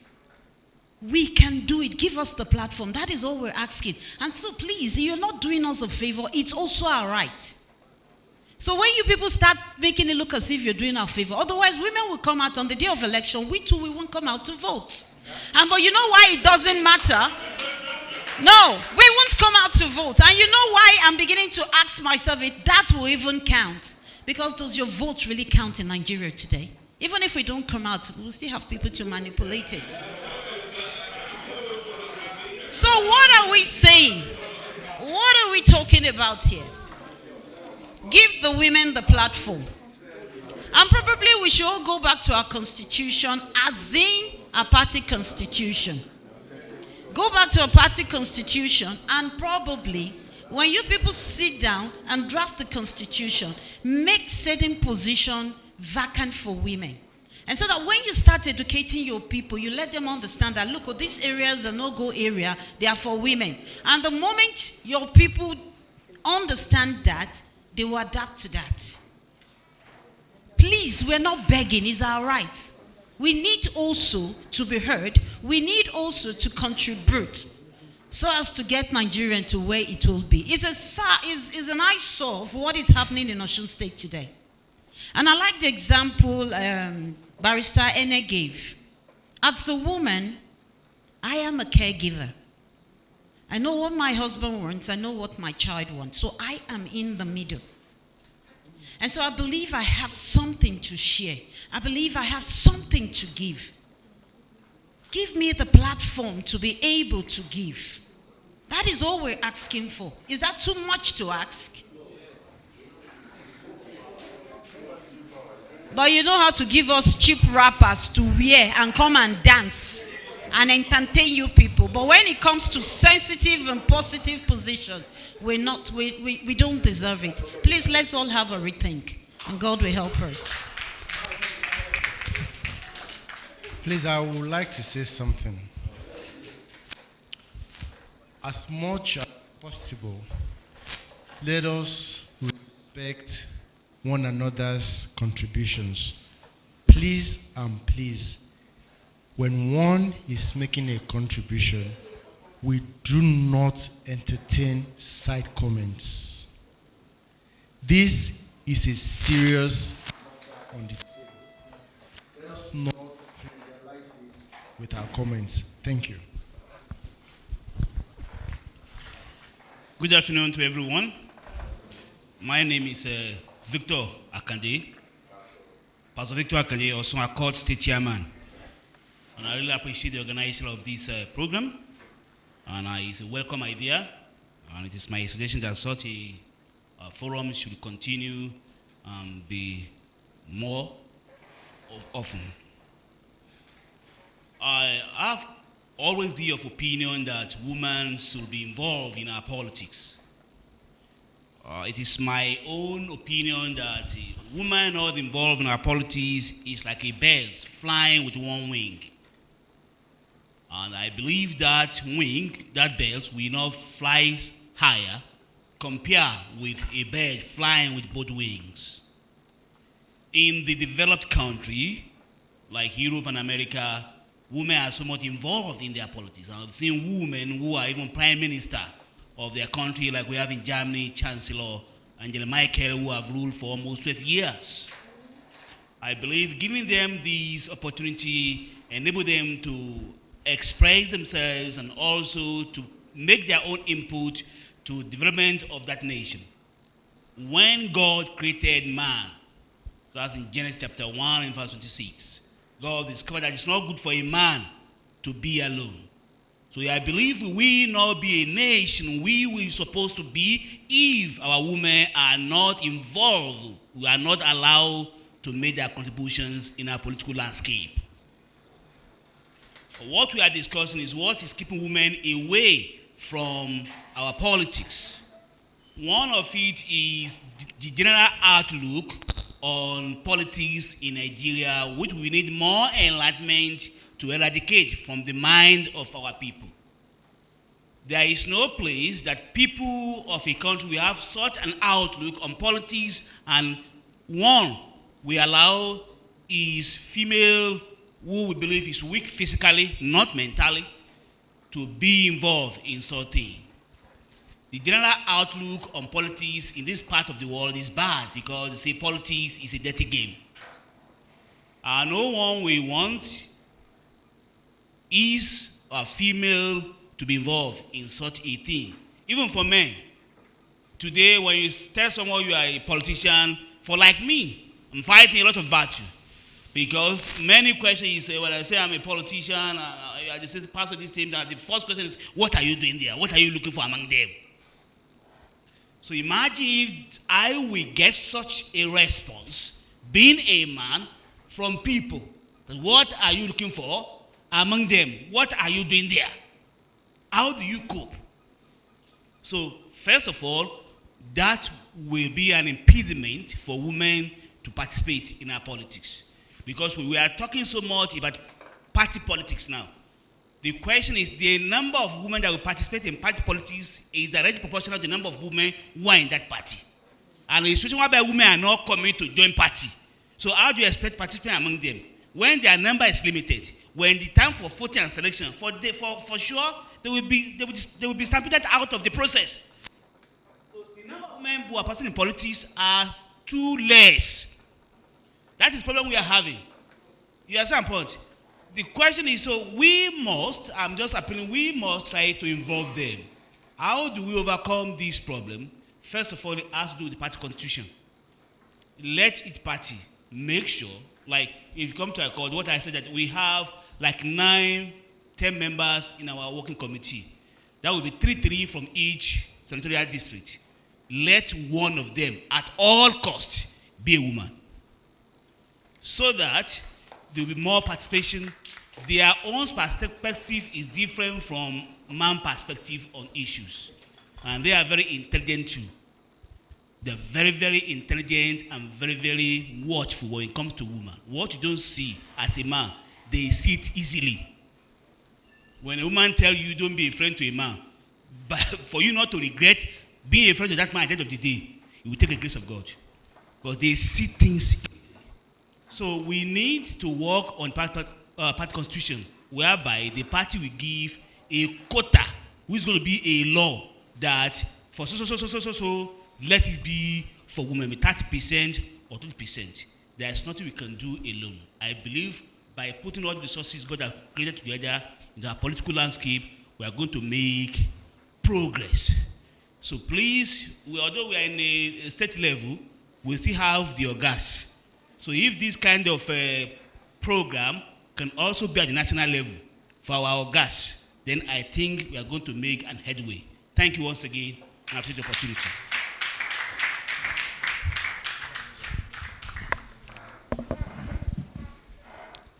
Good afternoon, everybody. Alhaji Mustafa Sikiru is my name. People's Democratic Party. My own contribution to the issue will be very slight different from the real topic we are discussing about, the women participation in politics. I saw that topic or that discussion as just in isolation to what is happening in Nigeria politics. First of all, the organization of this program may be unsubsequent or maybe they have organized it. There is need for proper electoral reform in Nigeria. When my brother is talking about developed country, maybe he has gone where he was once in Greece before. The type of politics we are playing in Nigeria is not encouraging men, let alone women. The reason being the fact is that we have 80 political parties gathering here. Maybe it's only PC that is not around. Are you not telling me that all political parties will agree that in this zone it is supposed to be women? That you too, in Osun State, we have 2 leading political parties, APC and PDP. Some other political parties will say they give free form. Where the women go? Themselves know that we are giving free. And those that are giving free, they know that they are going to spend a lot of time without even winning. The leader of that political party, are they voting for them too? Those are the things that we should examine. That most of the seminars cannot just be a talk for talk only. I salute the point of when he say he was appointed as a catechal secretary. You are just, we have many of women to be there. They are not even picking. That is a select, not only appointment, not only elected. When the President of the House of Assembly wants to be sworn in, to be inaugurated, the Chief Judge just look around. Now call my chairman. no female in this hall. That is Chief Judge Adekunle what he said. And it's not by donation. You cannot donate women there now. It is by fiery competition. Election is divided into various categories. We have what they call party primaries. After you have called for the nomination that you should get the nomination, actually all political parties gave free of forms to female. Now go and face the primary. Ibo Commerce Oyo. You elected delegates that we vote. In our party, we have a standing order that we have 33 delegates per ward, and one must be women. Before you can emerge as a flag bearer, you must go through rigorous of primary. That one is not automatic. Unless we are deceiving ourselves. It's not automatic. This is election, not an academic environment that say we are celebrating Adekunle Ojo is a chief judge. That is an academic environment. We have Mochi Konjo Wiala. We have Obi Ogoselese. They read their profession up to that level. But this is a politics. A school SAT can be a Nigeria president if he merited it. And I will give you a little example. Natasha Apoti is a female. He contested with Yaya Bello during his first term under another party. And she fought a very battle to the extent that if not Yaya Bello do abracadabra, shouldn't have won that day election. Anybody can recollect that? Again, she contested again under PDP as a senatorial during the senatorial election. He won and he was robbed. She won and he was robbed. She fought that battle up to the appeal court and she won. She is now a senator.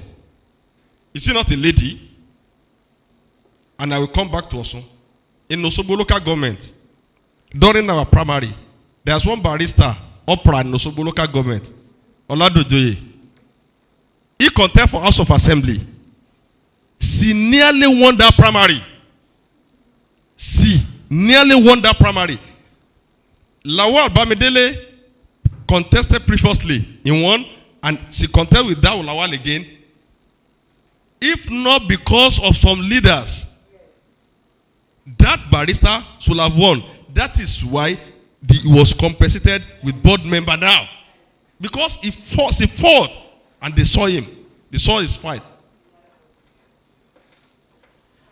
What, from my beginning of my point is that there are supposed to be electoral reform in Nigeria. All these my people are saying money, money, money. There's nowhere in the world that they are not spending money. But look at what happened in Liberia recently. Osun was at the Frank talk yesterday. He said he went to Liberia that people are just voting and they are going home. They didn't ask, why are you voting and go home? They say our agent is there. Nigeria factors is win-win syndrome. If you are ruling party in any particular area, you must make sure that your party retain that seat. Until our election is reformed, where we have a small party that even you don't think can win, can feed a candidate, and people can say, let me go and vote for the person I like. Vote, go home, and no, make sure that your vote is counted. If party A deny Obere ticket, it can go to party B. And when the election is free and fair, there's no winning. Look at the whole circle election. Some governors win in only 2 local governments, and it is overall. In Nigeria, when you look at it, we are just deceiving ourselves. We know the trend. In Olonda and Osogbo, when we vote, we will know the pattern. When you go to Egbedore, you will know the pattern of the election when the result is coming out. But when you just see one result from a local government, 106,000, party A and party B see 2,000, something is facing. Something is facing.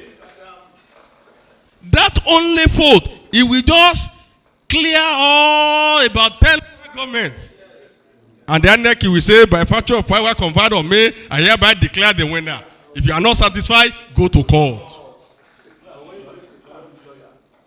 That is why I'm telling us that it's not the woman that is the victim of election in Nigeria.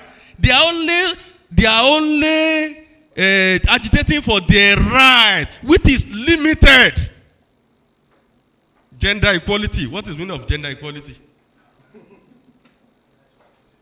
My brother has said it in politics.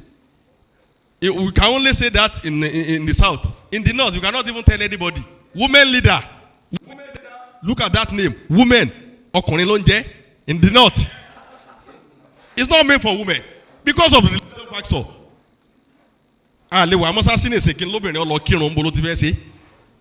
You cannot be in Saudi, you cannot be in the Islamic country and say, Obìnrin, go and lead. But we have mixed religions here. We have different people here. We can accommodate. They have limitation. Limitation. We don't say they don't have right. But they have limitation unless we are deceiving ourselves. If you put women forward, the women will not even vote for women. The delegate, all the delegate, maybe it's a female dominated delegate. Go and vote. You will see at the end of the result, the female among the delegates will not even vote for female. Those are the things, the way forward, as I'm seeing it, is that there must be a realistic. Look at that. Look at what is happening. They signed Electoral Act 2022 to law. Open that, it will be very, very, a little bit improved. They introduced that the result should be uploaded into the IRF. Uploaded, not transmitted. So that the problem we have is that the chain of collation, the election is happening at the polling unit. You know your score. All the party agents have got the result. Before you go to the ward collation, things have changed. Before you go to local government collation. But when you upload the result, immediately there is a conclusion of the election, you upload your result, you can be able to retrieve if there is any foul play. What Nigeria factor set in again? We now want to call glitch. I cannot be able to upload. Network is not okay. What is the essence of it? Simply to minimize electoral malpractices. And without much things on the problem we have in Nigeria is INEC and security agent. Agboke will be talking, the talking do, concern is an upright man on its own. This is all the political party here. When we want to contest, when during the election, all political party will vote the money for his own party, agent and everything. And we will reserve money for the electoral officer too. To do what? Security agent will budget for them. To do what? What they are being paid to do. And when we get to the polling unit, the electoral officer will come you. They will be asking the political party, where are their honorarium? They will ask from APC, they will ask from PDP, all other political, they will ask. So, you just see the things. It's a realistic thing. Nobody can deny that. Unless we know what we are doing, it's affecting every one of us. It's not only our leader. Our leader presented the budget yesterday. It's just an annual ritual. Everybody will be shouting, When you go to the letter, Nigeria, when we want to vote again, give all level. They will now say, Osana for our leaders. When the result comes, they'll be shouting again. The only thing we can do in Nigeria for all the women, not only women, to have the equal right in politics is for our realistic electoral reform. Thank you very much.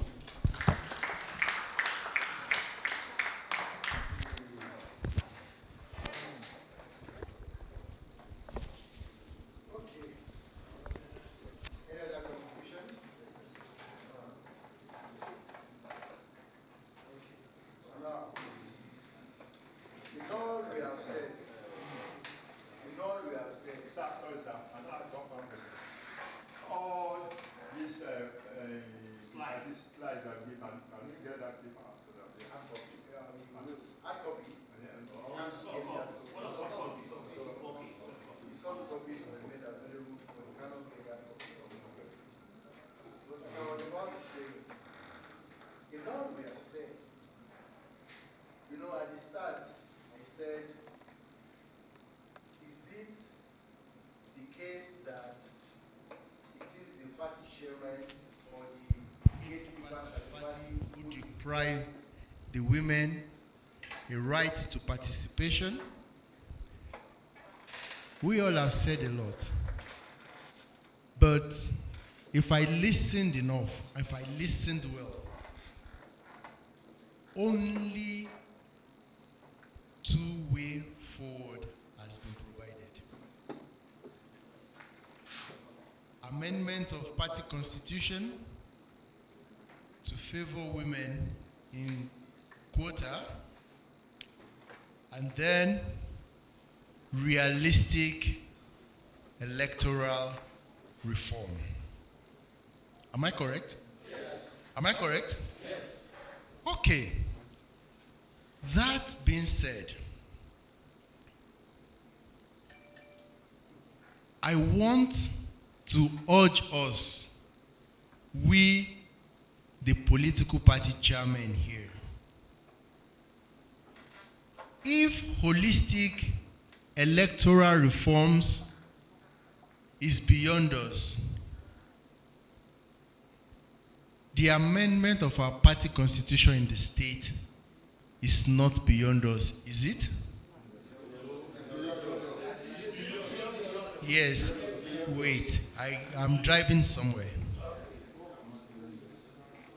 I am not saying rewriting. Are we together? Yes. I am not saying rewriting. But as party chairmen of our various states, it is not beyond us to come up with some certain recommendations. Okay? Principles or recommendations, whatever you call it. Right? So I want to urge us and challenge us.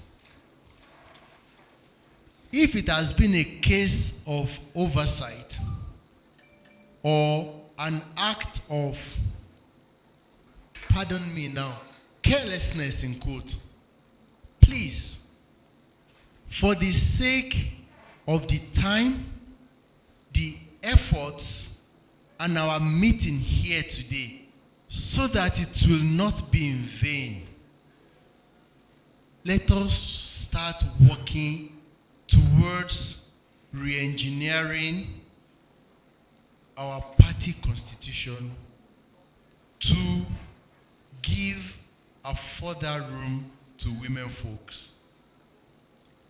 I agree in some climes within our country, it may be difficult.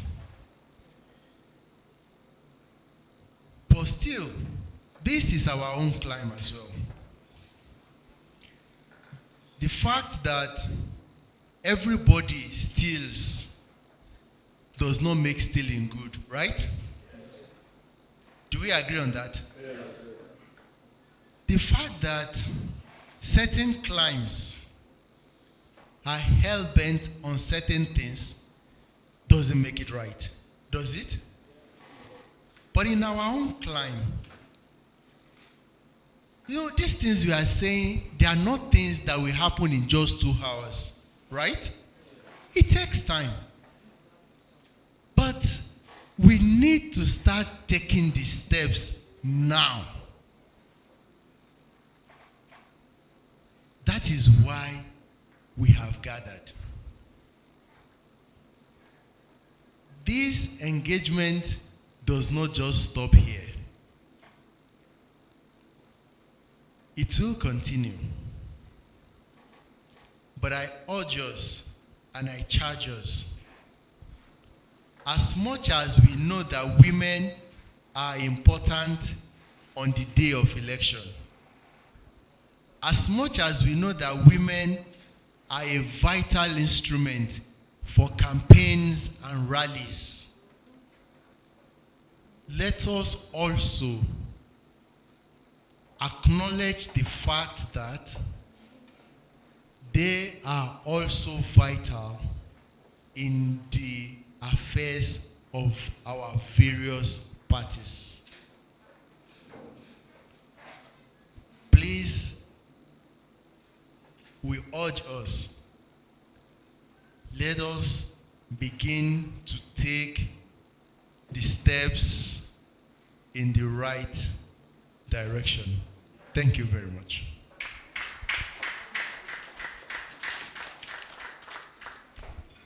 That being said, we are almost coming to the end of today's program. What number are we now? 11. Who said?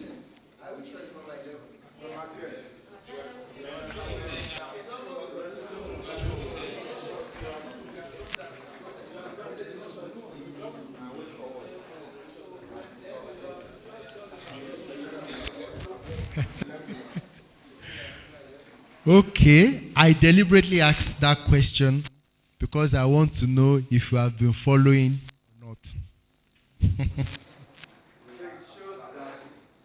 We are following, right? Okay. So,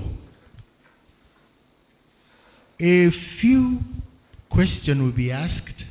It's not something we will write down. It's just an oral question to hear our views.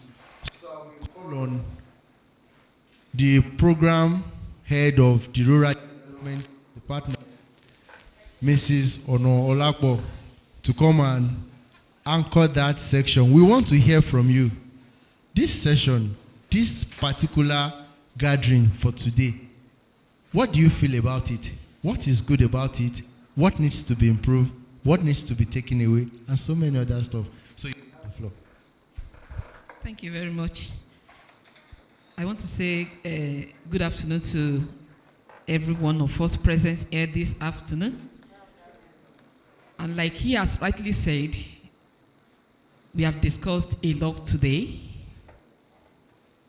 Between what we expected to see and what we are seeing, we will be able to identify some gaps which will help us to take informed decision in the future as we have identified critical area of way forward.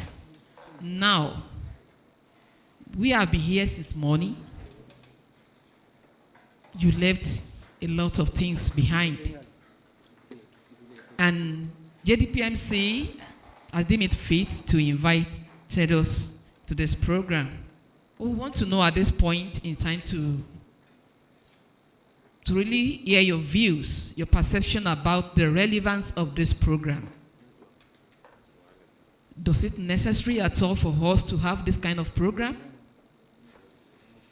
Do you consider it necessary for a future a likelihood of holding this kind of program? We want to hear from you. What do you see as an important part of this program today? We want to hear a feedback from you. This is a feedback time. We call it a post-dialogue section.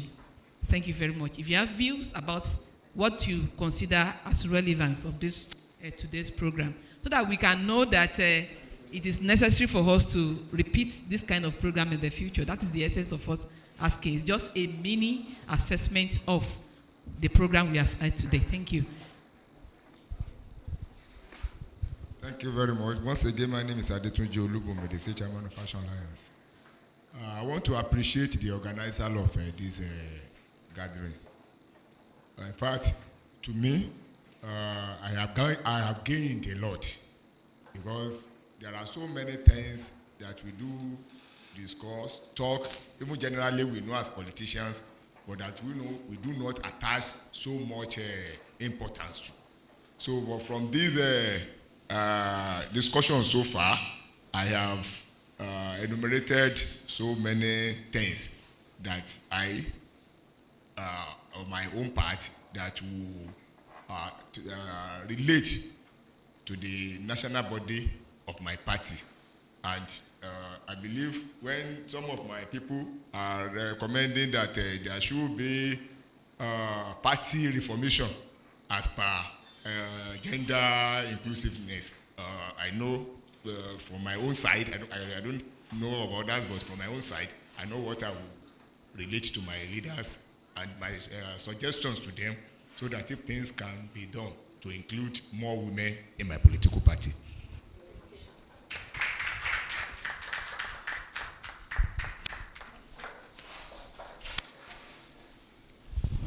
Once again, I'm Victor Akande.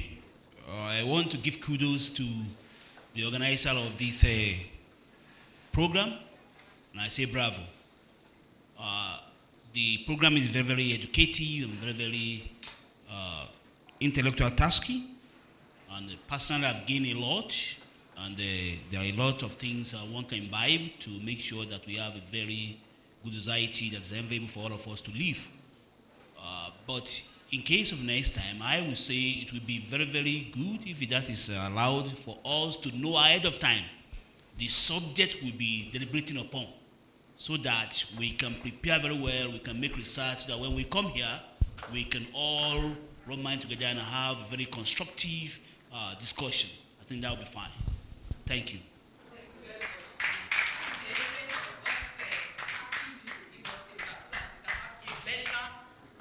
Future program. I don't know if, yes, thank you.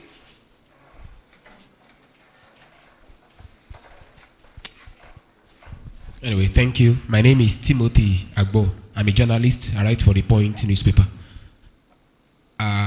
We are not one of the primary participants, but since it's a post-review of what we've been listening to and what we tend to dish out to the public, I think the onus lies on us to also add to the discourse so far. With the way forward, I would just want to commend you for putting this up. It's very timely because it starts now. It's very early, and it is, nobody will complain now of time that you are rushing us. And I just want you to monitor. Because they are here now, the urge is for them to also have a step down in their various political parties. How many of them would have the courage to face their godfathers at their various political parties? This is what we discuss, and this is the end sense. That is one. Two, can they also take the challenge of bringing up, mobilizing all the women and their supporters in their political parties and stepping down this campaign for them? Can they face them and say that we are tired of using you as campaign baits, as vote baits? Now we want to ask you to also take up the gauntlets and take form. They are free whenever it is time for electioneering and primary. That is two. Three, whenever election comes, I know it costs you money to even bring people around. But please, even if it is taking it to their various political parties, that okay, we now want to have this sensitization, bring all your members and supporters, let's address them before you start primaries, before you start selling forms. You know, I think that also will help. And four, they also, the recommendation that they will give, please task them now. Can they also take up the challenge of giving you a feedback? You know, after this, can you have a formal feedback? Okay, we will tell our, we will recommend principles that one of them mentioned that they will give to their national headquarters that will take up the party reformation of the party constitution. Can they give you a formal feedback in writing that, this is the feedback we get from the national body about this suggestion we made? Because I don't just want it to end here. So that when you will now be following up, you know that there is something to fall back upon. Thank you once again. Let's clap for him.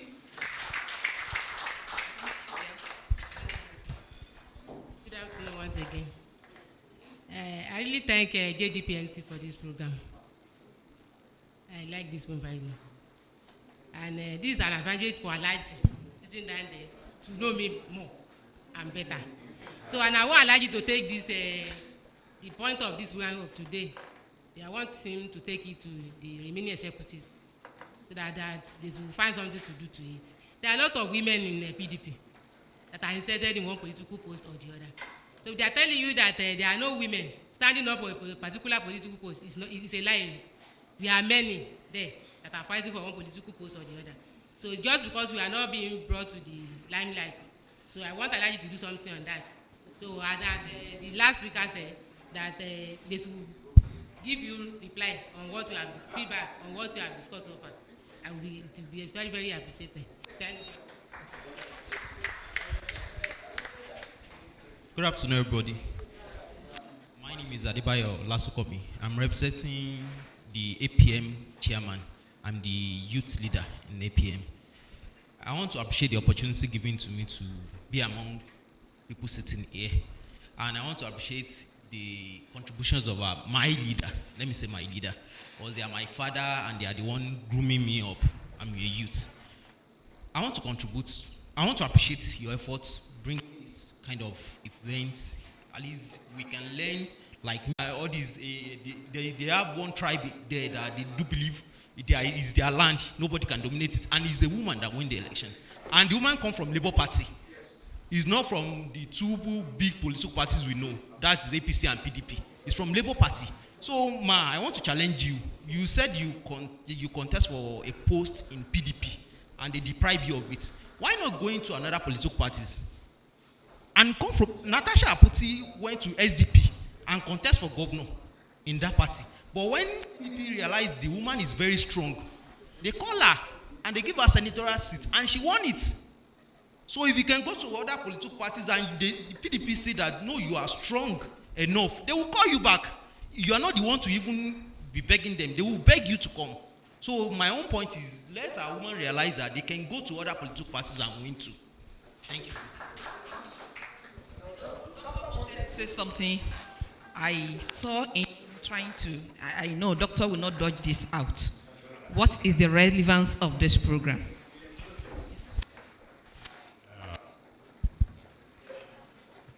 I thank the organizers.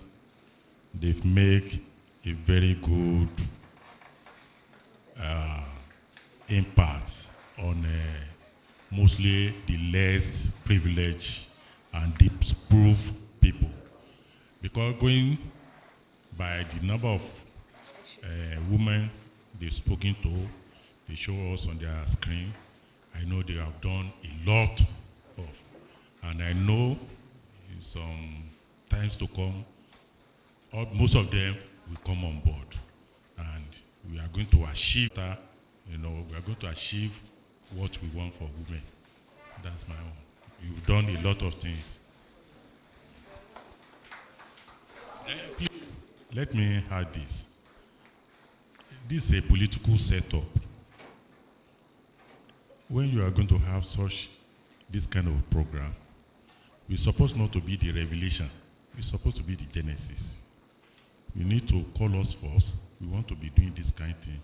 We will bring our experience. We give you guidelines how to go about it. Then after going to the field, when you come back, I don't say you sit down again. You've been to the field, you've been to everywhere now. You now call us to come and say amen. You say amen. You try. Thank you. That is noted. So may I ask this question in I want an echo form of it. And that question is that, in the future, if we invite you for this kind of program, will you respond to our calls? Yes. Will you respond? Yes. Thank you very much.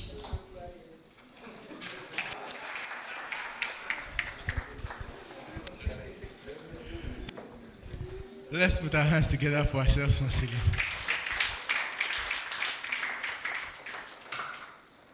Yeah, on the Assistant General Coordinator of Justice Development and Peacemaker Center, the person of Reverend Father Stephen Okurume, to give us the closing remarks. Please put your hands together for me.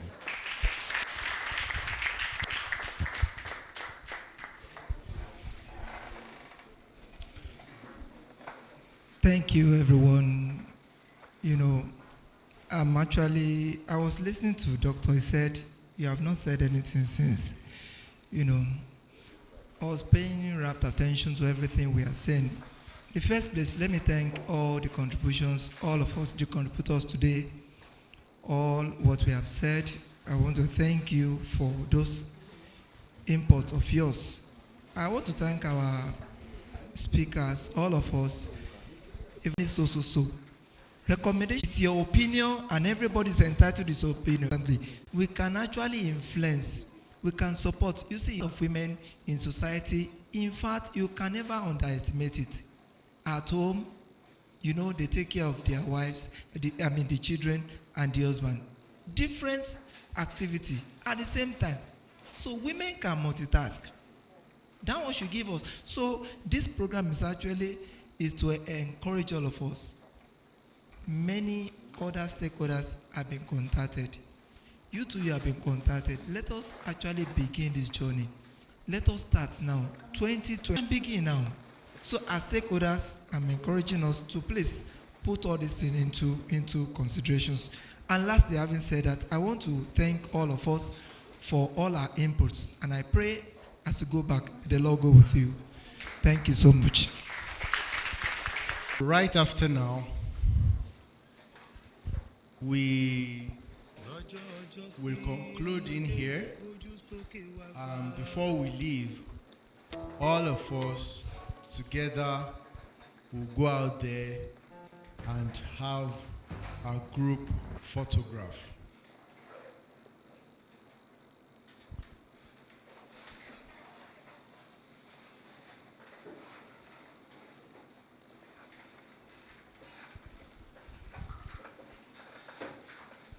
So once again, thank you very much for your time. Thank you for being here. So we started with the national anthem. We are not through yet, please. I said we will conclude here, and I did not say we have concluded. We will conclude, and then we'll go snap our group photograph. And we'll conclude by taking the national anthem and the state anthem. We couldn't sing it in the morning, so I guess it's not there. Okay, so let us continue with the national anthem and photograph. Thank you.